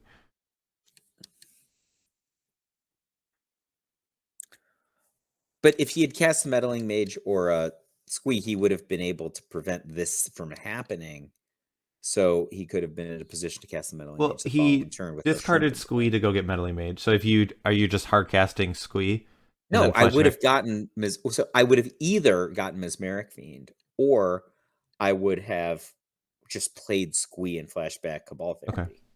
Those are the 2 things I would have thought about doing. Yeah, and then so you name counterspell, and then you pass the turn, and then a Dreadnought comes down. Well, I mean, I agree. I agree. Like I agree that it doesn't make sense to play the Meddling Mage there, but I don't think it substantially changes the board state that we're at in this position. Well, he has 5 land, right? So he could have also just gotten the Meddling Mage and not cast it, and then squeed from his Mesmeric Fiend and played both of them the next turn. Yeah. Right. So with 5 mana open. Another thing he could have done, he's probably just going to plow this here. I think he has, or like naturalize. He has point of interaction, I think. Discarding Triskelion. Maybe you were right. Maybe he just was holding endgame combo kill cards. This is very tricky.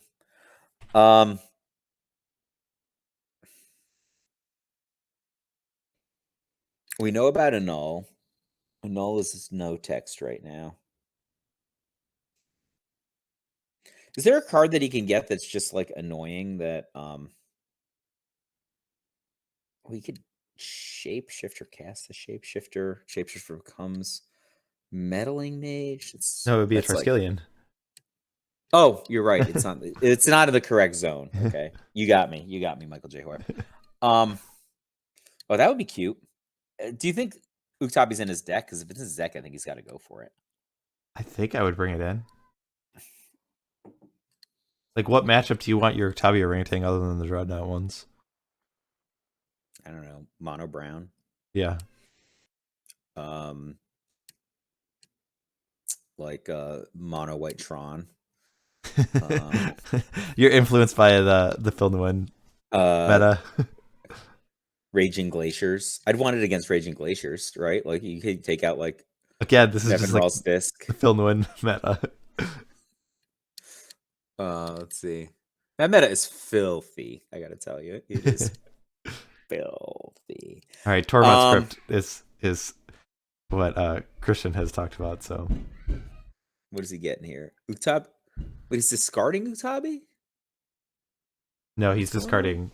Oh, he discarded Uktabi. Shapeshifter. He's shapeshifting for Uktabi. So maybe as an Unearth, he's gonna go Shapeshifter comes down as an Uktabi. If it gets countered, which is possibility, then you can unearth the Uktabi. I mean, couldn't you just cast the Uktabi and then if it gets countered, unearth the Uktabi? And then have a Shapeshifter? I mean... Look, brother, I don't know. Yeah, maybe he's getting a... It seems weird maybe he's getting a... But I'm just saying that's a thing you could do. Mm-hmm. Or maybe he's just like, all right, this I'm going to 2-for-1 this situation. Did he forget to pick up his Squee? He forgot to pick up his Squee. We could be on upkeep, but I don't know why you would wait there. All right. No, he already drew his card, didn't he? Oh, I don't know. I thought he just untapped, but maybe he did. But watch his library, because I'm telling you, he already drew his card. But I think that David was unnecessarily generous there. We are playing for the Fall Brawl title of 2023. This is the 2023rd year of our Lord, the dealer. There's no way. There's no way the dealer looks kindly upon a missed Squee given back.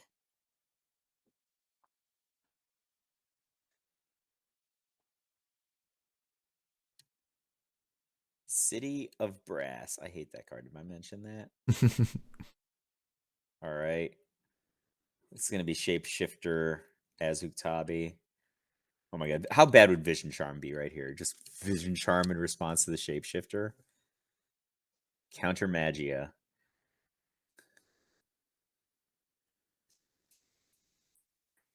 He's got to have Unearth.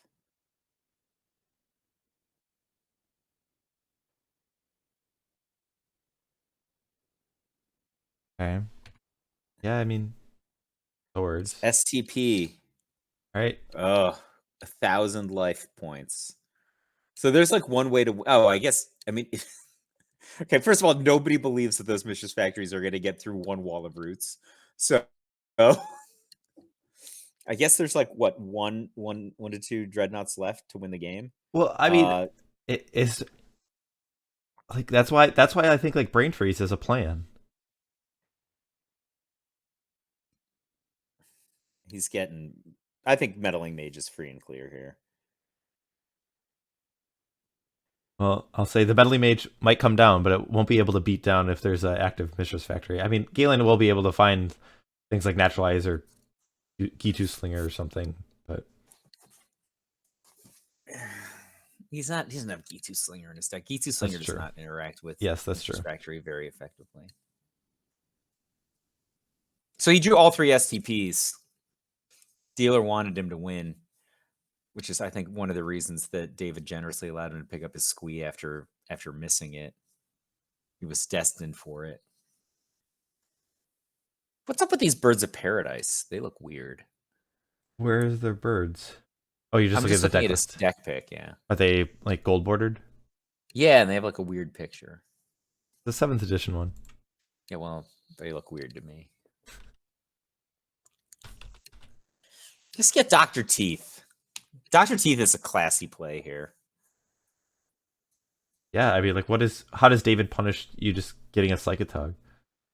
He doesn't. It's going to resolve. It's going to kill him.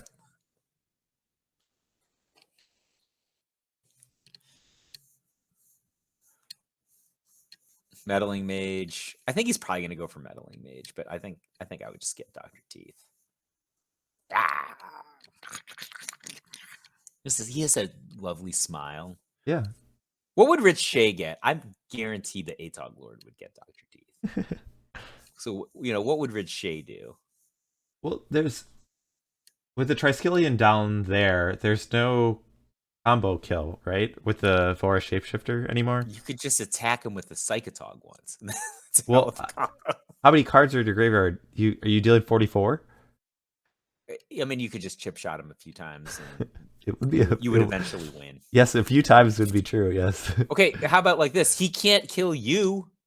No, Resolve Psychatog. How is he going to deal with the Resolve Psychatog? I think throwing that Utabi Orangutan was aggro. See, the Meddling Mage is great. Don't get me wrong.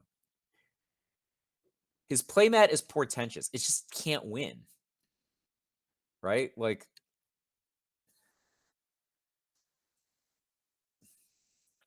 well, what life total is game? If we're kind of at a point where like both players are going to have a difficult time winning, it seems like.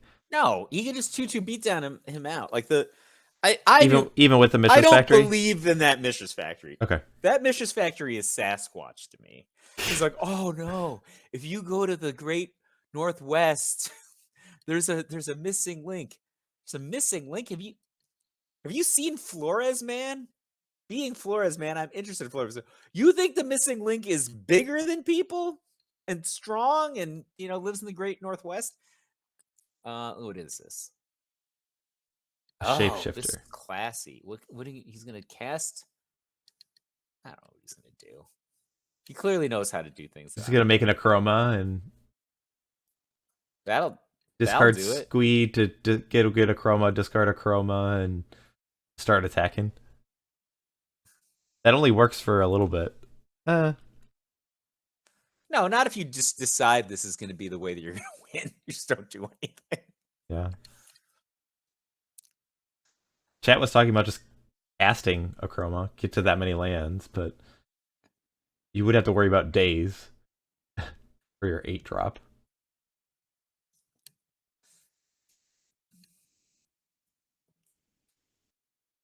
He forgot Squee again? All right. Like a pen on top of your life.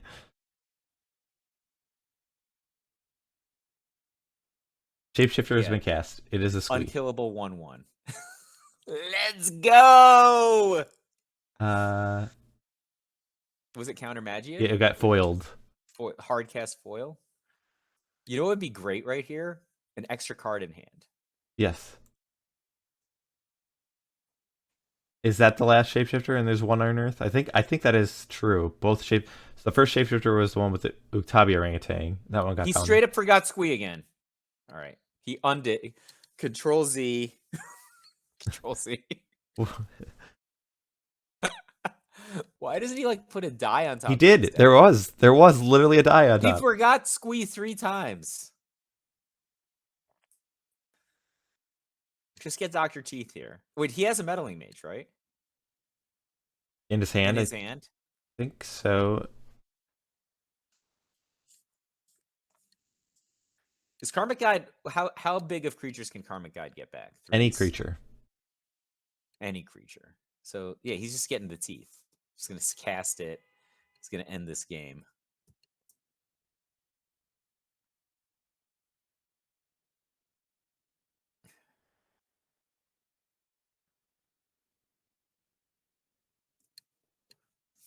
Yeah, I mean, Karmic Guide might not be in your deck. We haven't seen Hermit Druid, so I mean, those usually I think go together.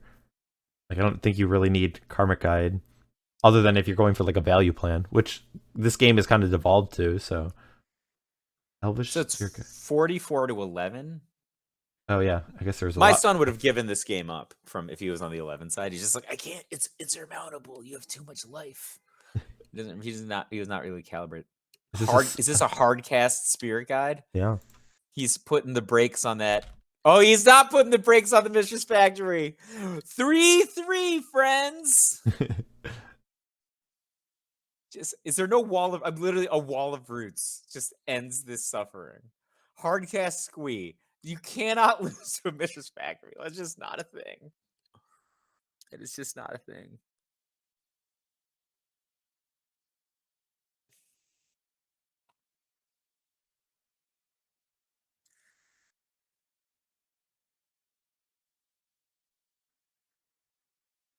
All right, we have a Duress. Duress. This is resolving for sure. No. What are you protecting other than that annul? Misdirection. For a naturalize on your Mistress Factory.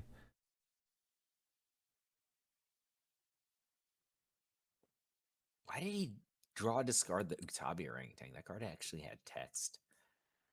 It was just like he was like a danger of cool things situation. Shout out to Chad Ellis. Well, I guess 1997. What's the benefit of like? You could still just cast the Uktabi. Like why? Yeah. No, it was just danger of cool things. He's like, oh, I can make my shapeshifter this Rockstar. Ah! All right, Psychatog. You know what's great about Squee in Psychatog? You can always give it +1/+1 every turn. Give it +1/+1.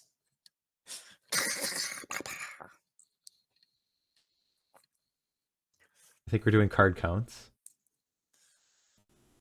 Or figuring out. What is it, 44? 44 is trivial. Trivial. Psychatog is just... He gets in for like 3,000 damage. You know what card Enchantress plays sometimes? Dueling Grounds. That like takes the oomph out of an elf deck, let me tell you. Like, oh yeah, how many overruns have you got? Well, do you not have like the Cabal Masticore in? How does that beat Dueling Grounds? You just kill all their lands. What are they gonna do? All right. Fine. I guess I side out Masticore a lot. I don't ever play for Cabal Masticore. That's too kind. Just Cabal overrun. I guess that's fine. I like just having, because like when they just have a Shard Phoenix or something, you're like, blow up all your lands, Shard Phoenix player. All right. Well, David has presented a Dreadnought with a Reality Ripple, I believe was the backup. So that one of those two cards, I guess it would have been a Reality Ripple, I think. That was in his hand. So that's all the Dreadnoughts now, right? Is there one more? I thought this was the third one. Maybe I'm wrong.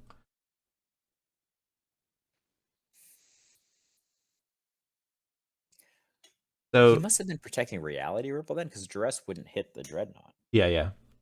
So this, when do you attack with this Dreadnought? Well, you can't attack into the Psychatog. But does it get better? Like what change? I guess you draw a Powder Keg and then take it up to 3, and then you start attacking. Then I think that's a potential thing. I think like Galen could probably grind him out with a Squee Goblin Nabob before that happens. Well, I mean, like, so how is David winning? Is what I'm asking, I guess. He has to get a second Dreadnought. Oh, that might be the fourth one. I think that's Chad has said so, and you thought so. So maybe he can deck him. I don't know what libraries look like. I think Dr. Teeth is really hard to beat from this situation. Nobody's losing to Mistress Factory, so put it out of you. Like literal, it doesn't get through Wall of Roots. I think it's more of like it prevents Meddling Mage from attacking you and gives you enough time to like find a Powder Keg. I think that's the more of the idea of it. It's not like I'm gonna beat down with Mistress Factory. What do you think he's gonna name here? There's only one Dreadnought left. This is such a weird game. I would name Brain Freeze. I don't know. I don't think Brain Freeze is in the deck. But like I feel like it's the only way you lose from this spot. I think he might have or Powder Keg. You can name Powder Keg. I think he might have a smaller library. He's been Squee drawing on the turns that he remembered to use Squee, and he cycled Unearth a bunch of times. Right? It's not like David was like gush happy or anything. Could also conceivably just lose to a Vision Charm. Yeah. Right. So 44 life ain't nothing, right? No. That's not insubstantial. Reality Ripple has been used, so that can't be used for defense. I think I would name Powder Keg. I mean, the other card that like we haven't seen, like Flash of Insight has like a certain amount of power because it like has a field graveyard. It's just Demonic Tutor now. Yeah. But is it better to go for like the enabler or like what is he trying to find? I mean like the powerful thing, like you say Demonic Tutor, but like if you literally get to go through your whole deck, it's way more powerful than that because you get to reorder your deck. You don't shuffle those cards. You put them in the bottom in any order. So if you were to do it for your entire library, you could just rearrange your deck. Limdul's Vault. It's just Demonic Tutor. It's just like Goblin Recruiter, but every card in your deck is a Goblin. It's just something you really want to cast. Do you remember the format that was called Limited Infinity? No. All right, I don't remember who made it up, but it was just all cards. There's no lands, and you play with a bunch of like reject rares, but you have infinite mana, and you can only cast one spell a turn. Well, this was one of the cards that was in our like stack of cards, so you just got to like rearrange your deck. And you ever heard of this game? I think it's called like Fisher 69 or something. It's chess, but the Random Fisher or Fisher Random, Fisher Random or something. Fisher Random. Yeah. I first heard of it last week. Where like, but then your pieces are just randomly. Yeah. Well, you find out ahead of the time. pawns are always start I think in the front row, but then like the back row pieces are. But just you have shuffled. an hour to prepare, right? They're just like. Okay. I don't know. I've never. I did see a clip where there was some like opening queen sacrifice that was really weird, or like bishop sacrifice to trap a queen. But anyway, so we've added another Elvish Spirit Guide. I guess, can we get a confirmation on what this Meddling Mage's name? Because I think that makes a big difference. Because if you're just going to put a bunch of 3-drops in play and you haven't named Powder Keg, that could be a disaster.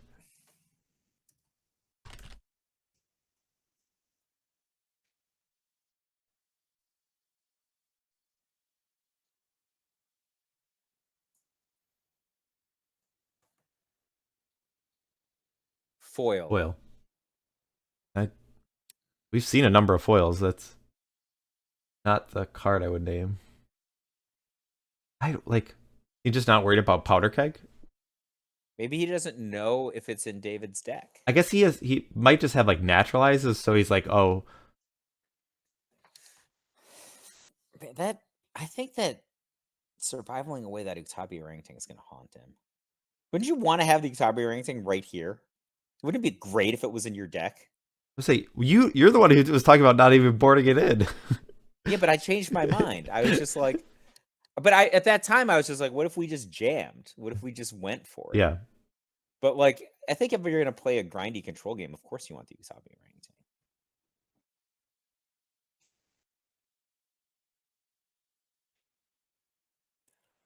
How could a player have survival for this long and this game is like not decided, right? Like he's playing against a 2-card hand because a null isn't doing anything, right? Survival's already there. Damage has already been done. Yeah.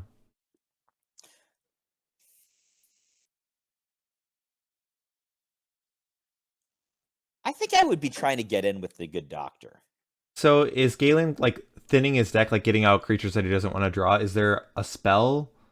I guess like Krosan Reclamation would put back cards like. Is that his plan to like resolve a Krosan Reclamation and like juice up his deck a little? I mean, my prediction is that maybe he has something that I don't know about. My prediction just gets decked. He's like not aggressively using survival, so I think he's being cognizant about it. Well, I guess like his actions now seem like a lot more brisk than they were before. So it seems like he has like a plan, but I'm not sure what it is. Like those Swords to Plowshares are really gonna punish him, right? Like if David were not at 44 life, the Psychatog would be more scary on offense than it currently is. I think he's just like building up enough toughness that he doesn't just lose outright to the Dreadnought. Okay. He's gonna get in trouble. I think he's just digging for Naturalize because he's used all of his Plowshares already. He has one Unearth left, right?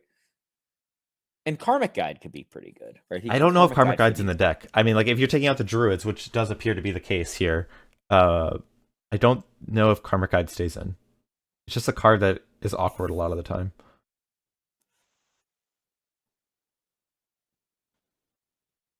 Yeah, I think Galen's going to end up getting decked this game. He can't affect... Well, actually, no, he just can't put 44 power in play. Right? The other option is just he just gets enough stuff that he could just, like, swing with a bunch of stuff and, like, you know, sacrifice attacks. But his guys are all, like, 0-1. There's 3 0-1s in play.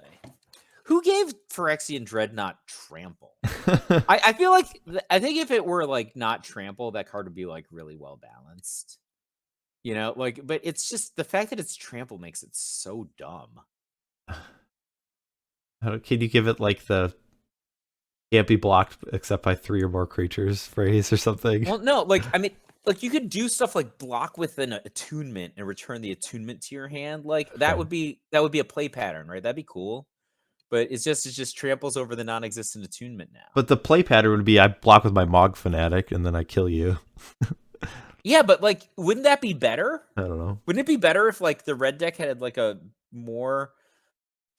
less embarrassing line of interaction with the 12-12 deck? I mean, the Dreadnought deck just would not be playable if it didn't have Trample, in my opinion. No, that's not true. It'd still be one of the best decks. Okay. You think it would just like go from the best deck to unplayable if you take away a keyword that is only interacting against people who are blocking? You ever played Constructed Magic? How often does anybody block? I'm just saying it would liven things up if it didn't have Trample. You know what would be insane? A second Psychatog. That would be insane. The old Full English Breakfast list used to have 2 sometimes. Mesmeric Fiend. Yeah, I don't think Galen has any context to win this game. I think he's looking to draw Krosan Reclamation. All right, Mesmeric Fiend's gonna at least show what's up for David. Or not. I would say if it resolves. I think most of his counterspells are gone, so probably it's gonna resolve. He can't cast foil. All right, we see a foil, a gush, an opt, and an annul.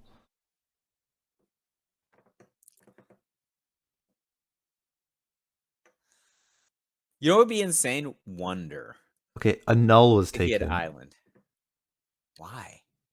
Is this in a hardcast Devourer? Is that good? Seems terrible. Gives you a 4 getting tapped. He's in a hardcast Devourer. Yeah. okay. That's the only reason you would take a null. Yeah.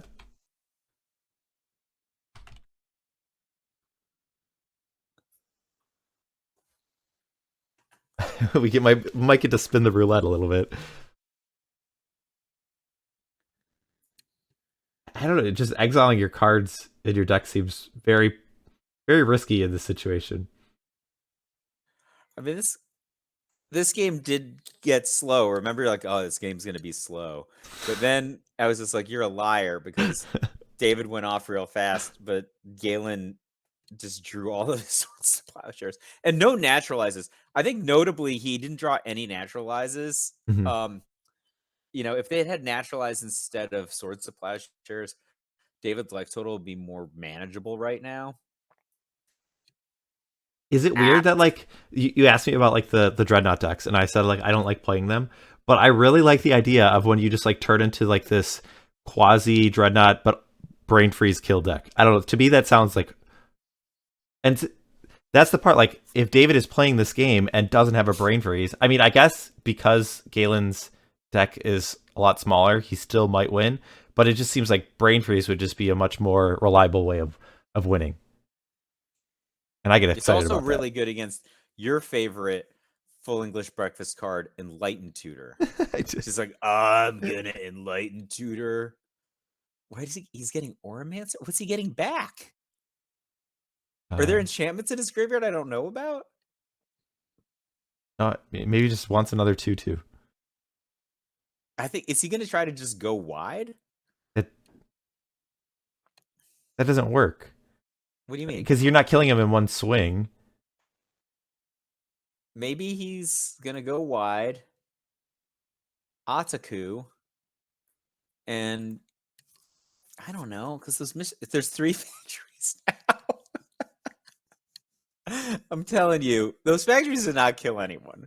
Galen killed himself by throwing away that Utabi orangutan. If he had the Utabi orangutan, he would have won the game. Right? Like, what is he playing against? A Gush and a foil that his opponent can't cast? Dr. Teeth would just chip him away until he was dead.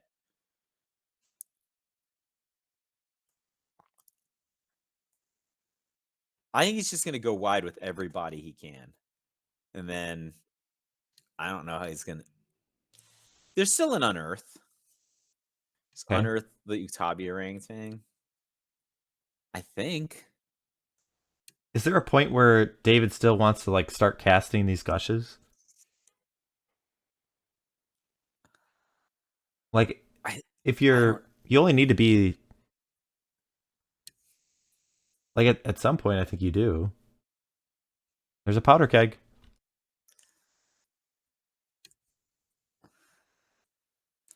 So would you get it to 3? I mean, ideally, yes. Kills Dr. Teeth, Auramancer, and Elvish Spirit Guide at 3. I can tell you, you don't want to blow it up on 1. You would take out all them Birds of Paradises. Yeah, it would blow up your Dreadnought, though. Oh, you just want to look on the downside. Just like not think about the possibility. You know, you're just like, oh, I'm a naysayer. You're just not thinking about all the feathers that would be flying. What is it? Is that intuition? Yes. There's 1 copy of Intuition. What is he doing? He's just going to run out of cards. Is he looking to get Krosan Reclamation? And no, I don't think you would want to do it that way. Right? Like, what is the point of thinning your deck by that many just so that you could Krosan Rec 2 back? Right? You want to get the full force of the Krosan Rec. No, he's just getting 3 he's lands. Just thinning lands?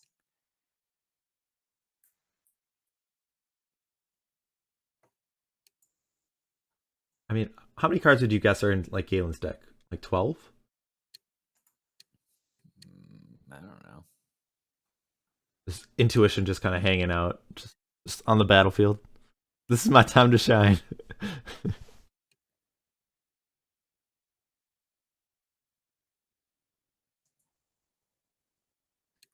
I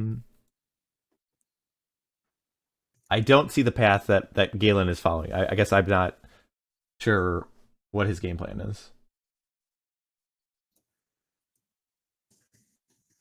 Manny's picking me up Katz's. Ooh. I've never had it. Like, if depending on how long this match goes, like Lanny might just like roll in. All right. Let's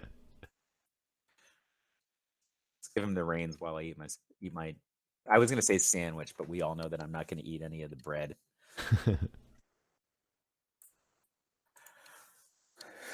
Yeah, I mean, he's just.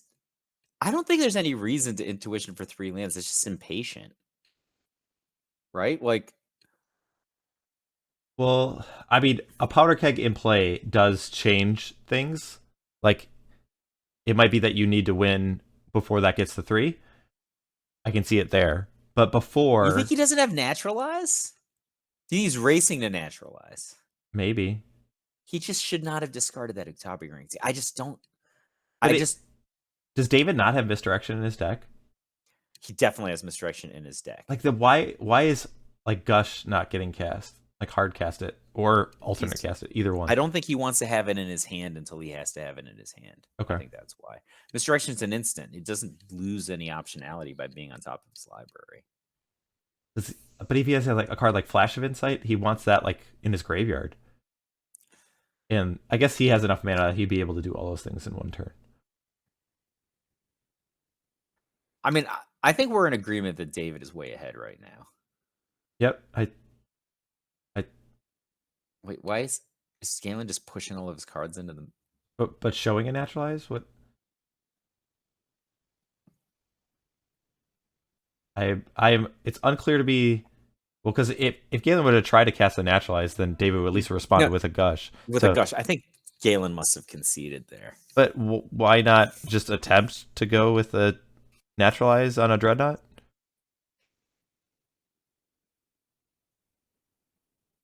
Right? I don't really know what happened, so I don't know how to speculate on this. I assume he conceded. I also think so. I'm going to clarify just with the players. No, that's Okay. cheating. What? Like what the result don't of the ask. game was? Yeah, just don't ask. We'll see based on who goes first. Okay. I am going to mark it to David, so I will adjust it later if So necessary. it's 2-1 Shrimpy Bimpies, right? Yeah. So it might be 3-1 Shrimpy Bimpies. If Galen loses this next one. All right. We're getting No, he's telling you something using an It- iPad. we're getting information. But is it an information cascade? Okay, He he conceded said because of Keg, and he's going to take a bio break. Okay. Okay. Well, I am going to take that moment to make myself a cup of tea. So I will be right back. I have a cup of... maybe I should warm up my cup of coffee. Yeah. Let's play a fun game. I'm going to log into Twitch chat, which I think that I would never do normally. So, chat, why don't you ask me fun questions, and I will answer them. It's going to take me a second to resolve this because of stupid Jeff Bezos trying to make a living.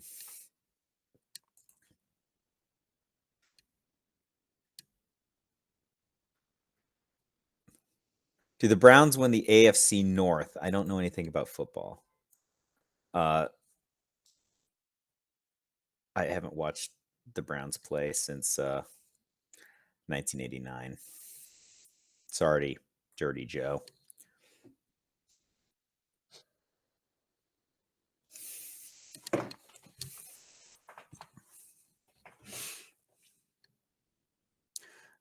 Slimans is greater than Cats. No, it's not. Flores, why aren't more people playing Thawing Glaciers? To answer that question, Phil Nguyen just posted a mono white Tron deck that rather than playing the full complement of Tron lands, actually has Thawing Glaciers in its land set. So why aren't more people playing Thawing Glaciers? I don't know. I think they should. Especially it's way better now than it was a minute ago because there's land taxes banned. Who is making the NBA Finals? That is an excellent question. I'm going to go with Denver winning the West and Cleveland winning the East. I know Cleveland doesn't have what we would normally think of as, I don't know, a winning record right now. But I'm going to go with Cleveland winning the East. But Denver is my serious pick in the West, which is not to say Cleveland isn't my serious pick in the East. Let's just say my Denver pick is more serious. Masa O'Mil. I don't know what that is. Masa O'Millay. I also don't know what that means. Oh, but I just said chat can ask is AMA me things. They ask me interesting things that I don't know the answers to, but some things I do know the answers to. Like Cleveland winning the East, for example. Wishner, what is Masa O'Malley? I'm guessing they're soccer players. Well, I think this match is ready to rock and roll, so maybe we should stop goofing around. Argentina election. Oh, yeah. Well, I live in America. We don't really know anything beyond the border of Texas. What is that? What is that? Europe? Argentina? All right. So, do you think players want to revisit their sideboard plans? Do you think they want to reevaluate how the matchup plays? I mean, I think play draw is quite different, okay. Right? But Galen is on the play again, so I don't think that unless he thinks that he stumbled really badly with how he sideboarded. I really would consider jamming. Okay. Because he drew all of his good sideboard cards and didn't win. Right? Think about that for a second. He landed all of those Swords to Plowshares. And all he did was put himself in a situation where his opponent's life total was too high for him to win. I mean, I think because he had the controlling elements, I think he could have played things a little bit slower. Like we talked about casting that Meddling Mage a little bit preemptively. Yeah. Like I think you can just set up a better board state and then be in a much better position. I think He was super impulsive on both the Meddling Mage and the Ugatabi ranking. So he obtains a Phyrexian Dreadnought with the first turn Cabal Therapy. I think I like that play. David's hand is Reality Ripple, Foil, 2 Islands, and 2 Gush. It looks like. Yeah. So I mean, he's just gonna have to foil a creature here. It's gonna blow. Would you foil a Birds of Paradise? He's gonna get 2. His question is 2 for 1 or 3 for 1, right? Losing the Gushes is really bad. But the problem is if you're discarding Island, you might not draw a second Island to use the other Gush. I mean, what's your option? Just get 2 for 1 on Gush here. I mean, I believe Galen mulliganed. So, Oh, I mean, like, I guess you don't. I thought you were saying you counter the creature. Oh no, you don't just counter a ring. Yeah, It yeah, doesn't matter. yeah. It's the Cabal Therapy is what I mean. Because Yeah. every creature is a must counter if Yeah, that's yeah. the way you're gonna look at it. He foiled it, right? Oh, is he thinking about foiling it? I think you have to foil this.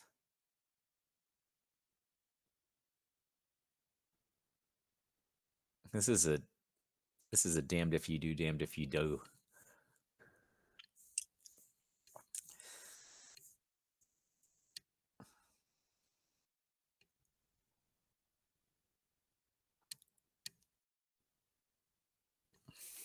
Ripple, just notably, is also one of his only cards that can interact with the battlefield.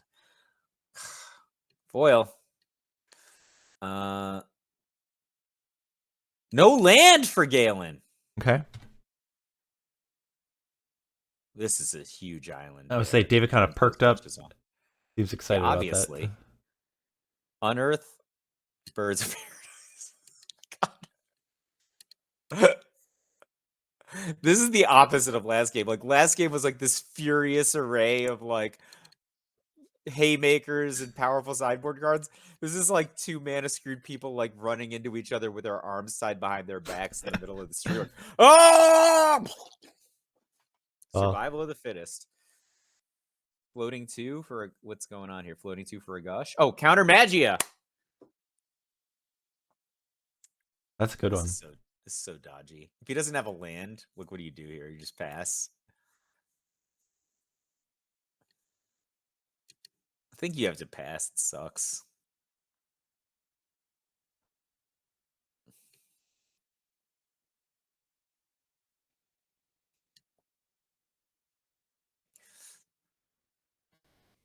Do you think he did those 2 cards are just the combo? He's just like, let's go. Opt is a good one. If he gets a land, it's really fantastic, actually. I think I would just dig for... Oh, that's a Dreadnought.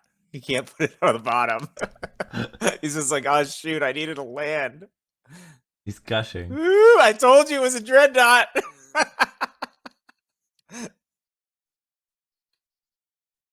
No. How do you know it's not a Dreadnought? He just didn't get the other side of the combo.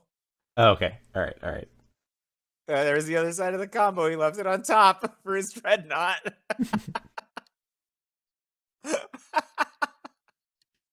He would have pushed it if it wasn't a land, unless it was a Dreadnought.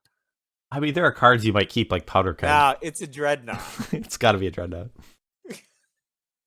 I don't know if he jams it here, but it was a Dreadnought. Or a Mancer. That gets back survival. It's gonna get dazed. Daze. It's not gonna get dazed.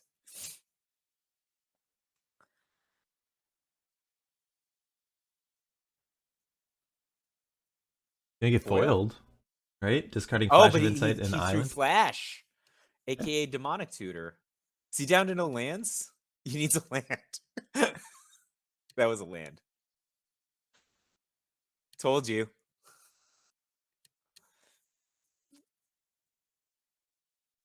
That this Flash is gonna be. Is Galen just playing off the top, or does he have? He's got cards in hand, right?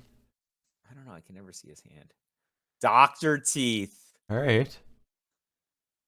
Do you flash in response to this?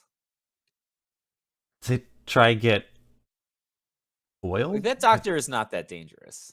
Not yet, but like the way your game plan has been that like the games typically go pretty long. I guess if you're just looking to jam a Dreadnought, then It's maybe probably the- better to flash here than to not flash here. yeah, that makes Right? sense.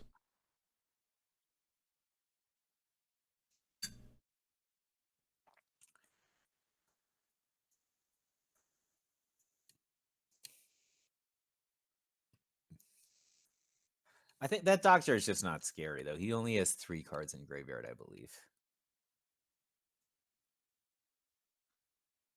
It's Unearth, Survival, Oromancer. Is there not? It feels like a lot more has happened, but I guess Hey, he mulliganed. Cabal Therapy was removed from game. yeah. And Unearth brought back a bird, so Yeah. So I feel like for a player who's had to discard 6 cards, David is doing pretty good. sure. The Factory. He had to discard Ripple, right? Yes, I think that was off of a Duress. No. Oh no, that was from a foil. No, he foiled with it. Foiled, yeah.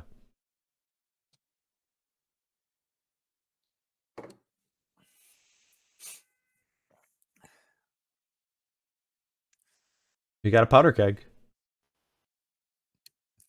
The Kegger. So with a shapeshifter, does its converted mana cost change? Yeah, converted mana cost changes. Yeah, okay.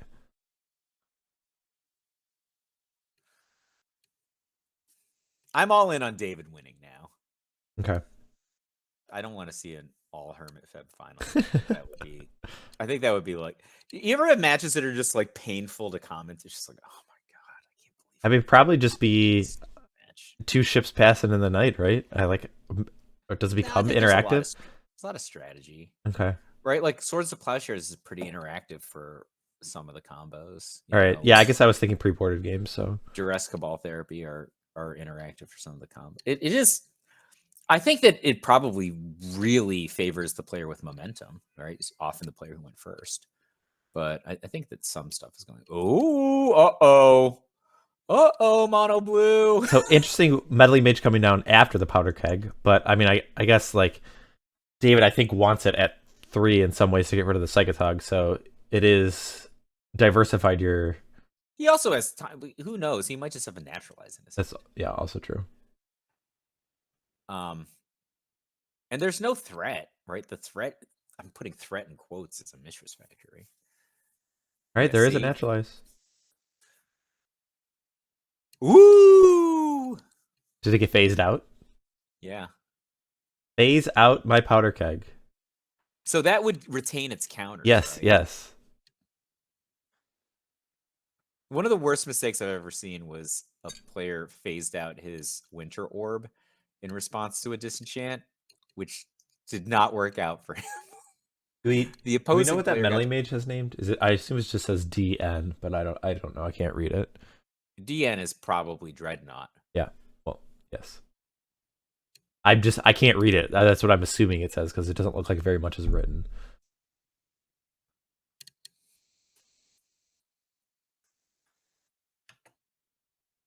Are you more inclined to tick up this powder keg to 3 or to 2? I'm going to tick it up to 2 and then think about it, Yeah. right? What I want to do next. But I mean, kind of like if you're just at a standstill and like the Meddling Mage, Standstill is a completely different deck. yeah, the Meddling Mage is just sitting in play. It's not. I mean, obviously it prevents you from playing the Dreadnought, but like you're not gonna die. Well, the Doctor is not very dangerous right now. That's one thing, but it will get dangerous if you just let it go forever. The Mistress Factory can nominally contain a 2/2. Mm-hmm. I think like Maybe you have another powder keg waiting somewhere also.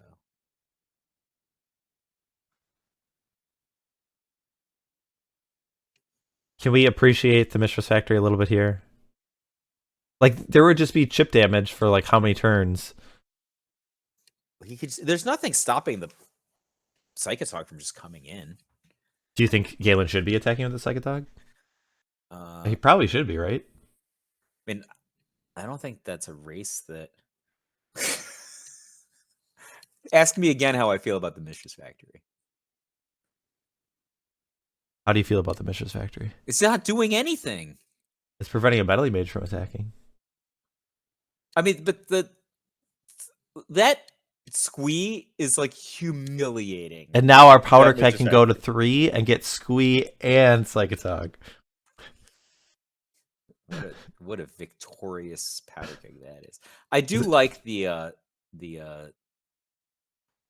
Vision Charm play there. Yeah. It's way better than if it were a Winter Orb. How many cards is it blowing up? Like, are you? It's obviously not a 2-for-1. Is it like a 1.05? Is it 1/20th of a card? To kill a Squee? Yeah. It's a 2-for-1, but then the Squee is just a 2-for-1 back. Okay. Or it's a 1-for-0 back. Okay. It is a 2-for-1. Because it, in some sense, I guess it depends on how much tempo is mattered. Which in this game, I don't think tempo is very important right now.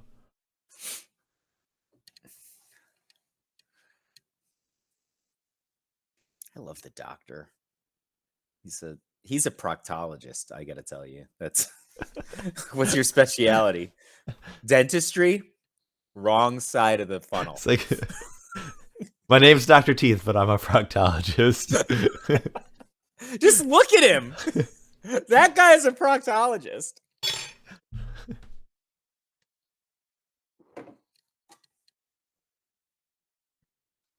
Just chat. Have anything clever that they've said? I'm looking. All right. Get rid of the Meddling Mage so you can make a Dreadnought, thanks to Stifle. So, And he's currently better than Dr. Teeth, right? What do we got here? I would. Why does Phage rarely appear in Hermit FEB? Because they have other combos now. The combo doesn't need it. It just. Oh, you already answered this.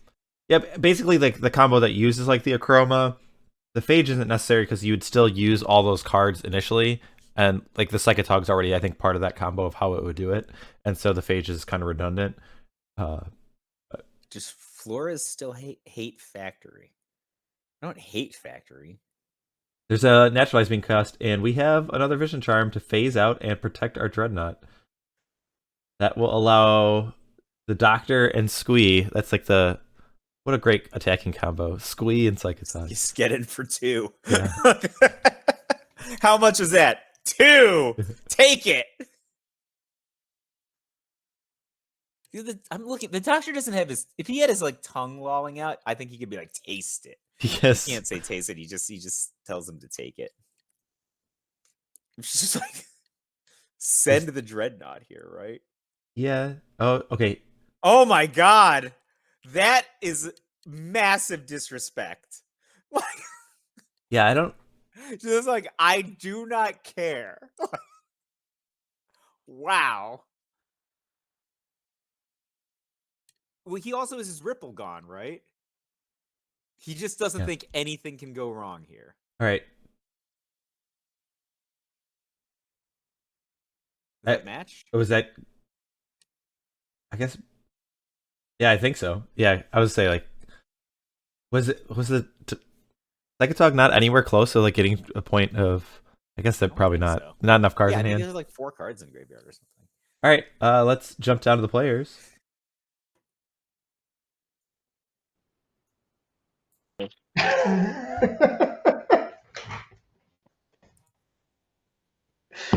Yeah, nicely played.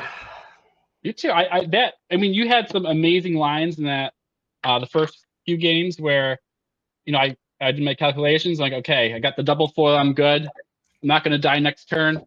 I didn't die that turn, but I died the turn after. So, So I'm sure people are wondering what was going on in that third game. And it was, I had these in, and Okay, so the Akroma wasn't even in there, right? nothing was in. Nothing was in. Palinchron wasn't in. Akroma wasn't in. So what I did is, I still don't have Palinchron in. Maybe I should. We could not figure out, I couldn't figure out the right way to board for this matchup. So I had like, I tried different things, and sometimes they worked and sometimes they didn't, and I didn't really see a big pattern. But I have one Hermit. So this was the swap that I made between the two games, putting in one Hermit. Here's what's out. So those are obviously out. These are the good cards. They're out. No, so yeah. So Mike thought you might be trying to find your Krosan Reclamation. Nope. Because nope, when nope, you it was- intuitioned and so forth, you're racing to something, right? Like I thought maybe naturalize. Naturalize. At that point, I was racing to naturalize. Like I needed to find both naturalizes to kill. I mean, in that point, it was real desperation, but I needed to find both. I needed to kill the keg, and then I needed to kill the dreadnought, and then I needed to start swinging with my team.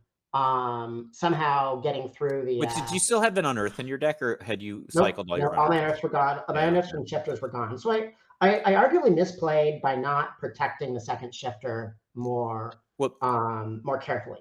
We didn't really understand why you would have survivaled away the Uktabi Orangutan. Like I understand if it's top card of your graveyard, you can cast the Volrath Shapeshifter and it comes down as an Uktabi Orangutan. But it seemed to me that just having that Uktabi Orangutan to cast would have been very valuable. It would have. I really didn't want to have to cast Swords to Plowshares, and there was no way for me to. I mean, and I didn't want to take a swing from the Dreadnought and like go down on life and have my lands turned off. But it probably wasn't the optimal line. I thought that you were a mite aggressive with both your first Meddling Mage and cycling away surviving away the Uktabi Orangutan. So I think both of those would have been different. Like if you had just hardcast Squee the turn that you had played the first Meddling Mage, you could have flashback Cabal Therapy off of the Squee, as you weren't under any pressure at that point. Yeah, just be a little more careful. I agree. Yeah, take the counter spell, and then I think you would have been in a, because you obviously you drew all the cards you wanted, right? Like you got all your Swords to Plowshares, and you killed a bunch of Dreadnoughts, and then you were in a situation where David was just at 44 life, and it's like you need some big teeth off of Dr. Teeth to get through. At first I was like, how am I going to kill him? He has teeth out. I'm like, oh wait, he's probably going to like deck out because he can't do 44 with teeth. That's why we were very surprised when you switched, because it looked to me like you were just going to deck out, or you could have had a situation where I thought you're just going to get every 2/2 for 3 in your deck, put them all out, and like alpha a couple of times. But I think that was, and then he kept like bracing me on the Mishras. So at my plan before I lost the final shifter was to create a large and it would have to be a ground creature because I literally have no flyers in my deck, but just to create a large creature with shifter and Devourer. That was like what I was intending to do there. And for some reason, I misread him for no counter magic, and I'm not sure why I played into that, because I don't think I needed to. Because I just sit there, I don't put my cards in my hand, I just sit there and I'm like an aggro player. You never know what I got. I think that this matchup looked like it was incredibly in favor of the Dreadnought deck, because like everything bad went for David. Like he just discarded 6 cards in game 4. In game 4, and like we're just like, who needs 6 cards? Well, I mean, with foil, I mean that's fine. Like I mean, foil's an amazing trump card. It's great. So yeah, this is my 1, 2, 3, 4, 5, 6, 7, 8. We're coming in. Is that all that came in? What else came in? Naturalized, Duress, Meddling Mage, STP. Oromancer. Yeah, so Oh, yeah, in game 3, I you think it just won didn't have any Duress. creatures, right? Like, Oh, in the dress. Yeah, that's right. because you just like kept not using your survival, so we assumed you just had no creatures. I mean, well, no. Yeah, I had no creatures in hand forever. I had to cycle through all my unearths, which proved awkward late game, to finally find creatures. And then once I did find creatures, I was a tad bit impatient and should have like, done some combination of clearing the way with Fiend. But the problem is it's hard to clear the way against his deck, especially once he gets developed, because like I can cast a discard spell, but he lets it resolve, and then he has like three cantrips that are just going to replace themselves. Yeah. By the time I'm casting a spell, so it's just it's a little difficult. But I think I overextended. Once I lost the shifter, it was very hard for me to win that game. I had like I didn't want to concede on the spot because I thought maybe I can assemble enough of an alpha team to somehow break through. But it was very hard for me to win from that point. Yeah, I think I top decked the counter spell, and if I didn't top deck that, I think I would have been just dead. So, it's not bad just to try to go for it, but if odds are against you and you fail with the attempt, it looks kind of awkward. Yeah. And we were, I don't know how many hermits should be in the deck after sideboard. Somewhere between 0 and 2, I believe, is the right number. Notice that I'm playing, 1 or 2 hermits without even playing the Reclamation, because the Reclamation is just not very reliable against Vision Charms. And I don't know if you're shaving. I don't know. How did you sideboard? Like, what did you shave? I took You out just cut base? Stifles. You might. I would Some say like Stifles, there. I don't know if like Coordinates. there is another matchup that you need to play, David. I don't know if it's I know. beneficial, but, Yeah, maybe but I don't- guess that's everyone right. else got to You show. can- I You don't know. can It's pick up your to you. hand. You're but- gonna play this again. Oh yeah, I brought in powder kegs. What else did I do? I told Mike. I don't know if Mike spilled the beans yet, but Yeah, no, told don't. Mike. You shouldn't spill the beans because you've got to face. Okay. You got to face Dunkers. Similar Um, matchup, yeah. McLean. It's like one card different. Yeah. It's a Literally pivotal one card, right? difference. He has an extra Meddling Mage. Yeah, in the main deck, just to Yeah. mize me. Yeah. Haha, Yeah, gotcha. that's really good, actually. It really is good. Yeah, I mean, the Intuition's also a good card in this matchup. If I draw it at the very right time. good. Yeah, But I very think good. I'd rather have the Meddling Mage, to be honest. I think so. They're both, yeah, because you can get with survival and stuff. And yeah, I don't know the right way to. We didn't figure out the right way to board, so I hope that McLean comes up with a better plan than I did. So I didn't know how to board either because I have like 70 cards. Like other than the blue Elemental Blast, I'll give you that one. I'm not citing that in. Every other card is live, so in a lot of ways, I just like if he plays different, I'm gonna switch it up. But if he plays how I expect, then I'll keep it in. yeah. Because if you keep hermits in, I'm going to side out totally different than if you side them out. Yeah. And same thing with those smaller small things. I actually was wondering that game 4 was it game 4? Game 4 where we were the long one where I was at 44 life. If you comboed out, would you even game 3? Would you even won? Like, did you have enough cards in your deck to kill me? I believe that I was 1 short if I combo the traditional way. So what I need to do is I need to swing and get something through, and that's where if I get Shifter in play, then my plan is to clear the way, with therapies, get you, make sure that you're really like empty-handed, then do the whole Devourer trick where I permanently buff the creature with Devourer, because Devourer's not till end of turn, right? Devourer's a permanent buff, right? I thought the triggers would go on the stack, but I don't know if Well, you they don't resolve. have to make it so big that it dies. Yeah, no. Here's how you do it.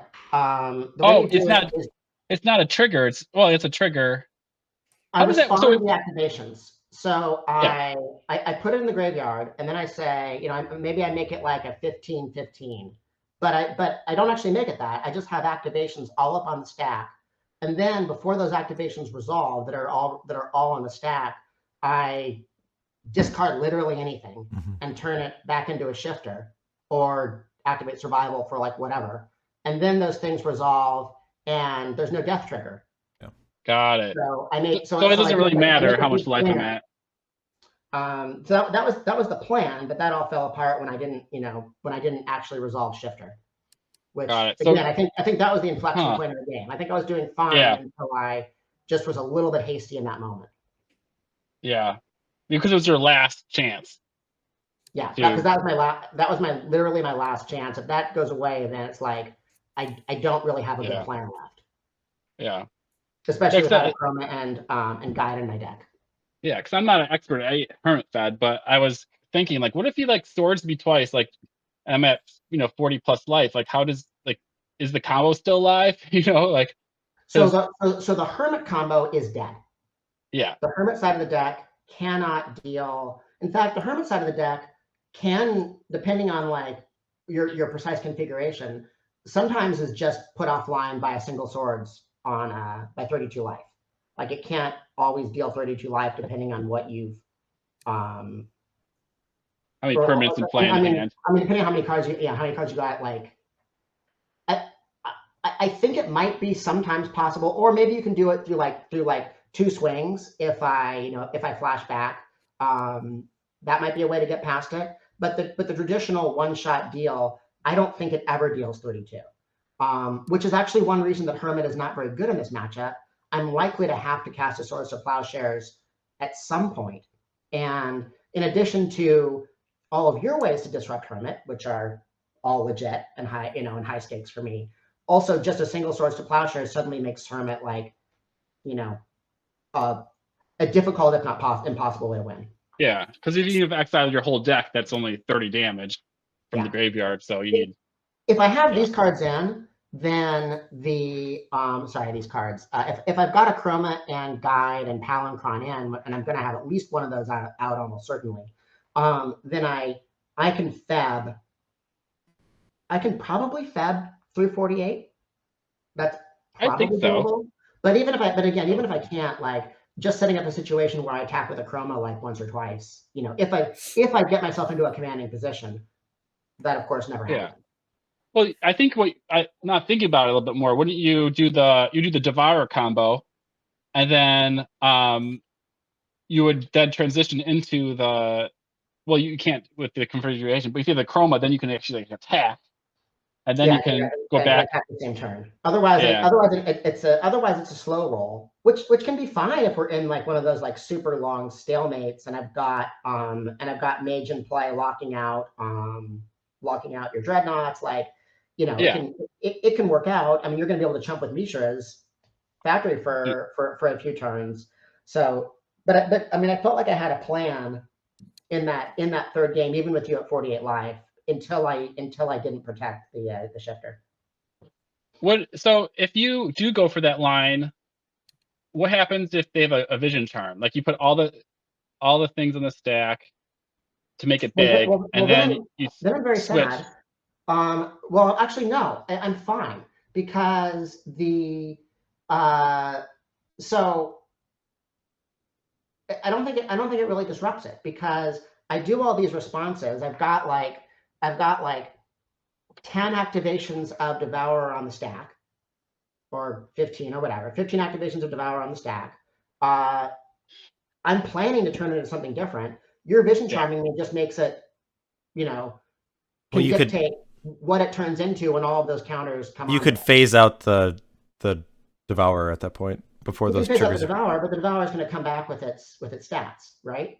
Or not? I guess that's what I was. I guess that one. Yeah, that wouldn't matter. Because you can phase it to blank. If it phases into Devourer, you can then vision charm it as a Devourer or Triskelion. You can still vision charm it as Triskelion.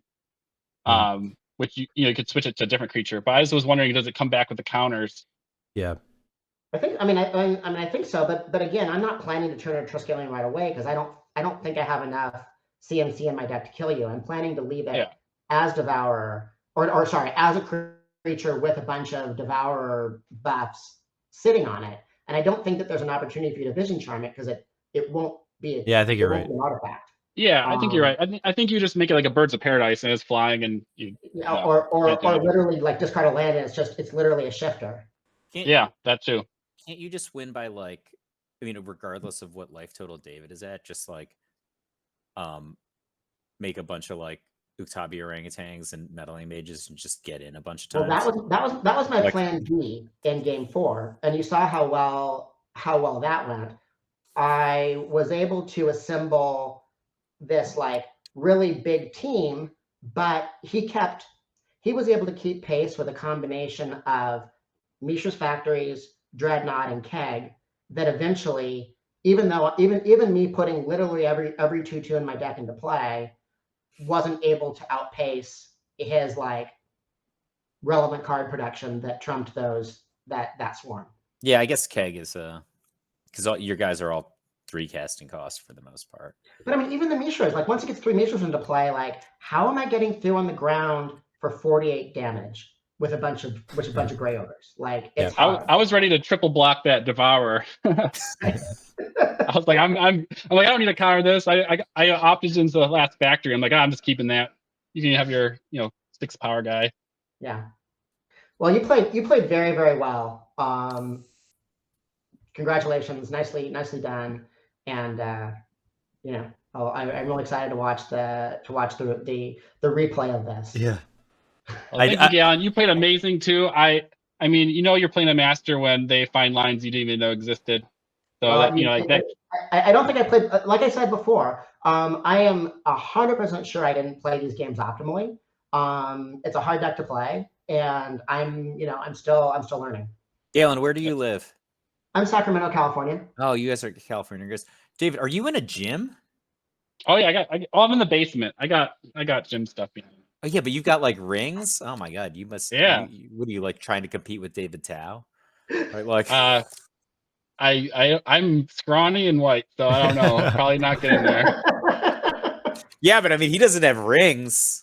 Yes. Well, he better upgrade. They're great. You can hang them from your I-beam, and then you can do a lot of back work that you can't usually do unless you have like real equipment. Wow, that's impressive. Yeah, I always like self-conscious. Like, do they think it looks like a dungeon? Like. No, I thought it was a hula hoop on the wall. No, look. I'm just like, is he just like broadcasting from the gym? Yeah, I see. Like, That. wow, that's baller. Got some things. You got, I'm in. Got this cubic. I got my little pins. Oh, those are rad. Yeah. I keep score of how many reps I do, but I haven't been exercising very well. All right. Not too much going on there. Are you guys going to play the finals today? I was going to say, I do think that I'll have to talk to the players, but I know because McLean is going to be unavailable for the next upcoming weeks, and I do think if it works out with everyone's schedule, that might be something that we're looking at. So I'll talk to the players. What time do you want to do that at? We'll figure it out in a chat, and then I'll let everyone know on social media. Because like Lanny's going to roll in a minute. And I'll yeah, be like, well, I know he wanted some amount of time, and we haven't talked to McLean, so it's not like just something we're just going to like audible into. So I'll let everyone know, but be on the lookout that we might have a finals of the Fall Brawl this evening. So I think you said it like around 4 he was free, so we'll have an hour. All right. Well, players, is there anything else that you want to say before we head out? No, thank you guys for hosting. Yeah, thank you. Good luck in the finals, David. That was a super entertaining match to watch. Thank you. Thank you. I'll see you guys soon. Some of you soon. I'll see Galen before you know it. I'll see him again. Bye. All right. We'll move over to here. We'll wrap things up. So do want to thank everyone for watching, and we're having a lot of fun with this Fall Brawl. It's really cool to see all these matchups, and there's a lot of intricacies, especially with that Hermit FEB list. Flores, I do want to thank you for jumping in the booth again. It's always fun. Do you want to say anything real quick before we go? I guess the Mistress Factories were relevant for holding off 2/2s for 3. But maybe 2/2s for 3 getting in the red zone isn't plan A. Sure. Well, we'll get to see if there's like a little bit, if our sample size increases. I mean, this is a similar matchup that we're going to be seeing in the finals, so we'll see if the outcome is different or the gameplay is different. So matchup seems super in favor of the Dreadnought deck, but if you're gonna have a 1-card variance, that card is a main deck Meddling Mage is a biggie. Who's gonna be in the play in the finals? I think McLean, but I'm not sure. I think McLean was. I don't know. I have to check who was the higher seed there. So that obviously could be a big factor of things. But It's a particularly a big factor for David, right? Yeah. So the fact that he could just like jam his Dreadnought combo on turn 2 with double protection or something on the play is much more relevant than because the Hermit FEB deck can just do so much from kind of like a stop. Yep. It's less. I mean, I guess it's relevant. Like less likely to get dazed, for example. But all right. whether you're on the player in the draw is way less relevant than if you can just go like boop boop 12-12. Yeah. You know? So we could theorize all day, but we'll cut it short here, and then we'll be able to see if anything changes for the finals, if new strategies are formulated, or if different approaches are taken. So thanks everyone for watching. But until next time, take care.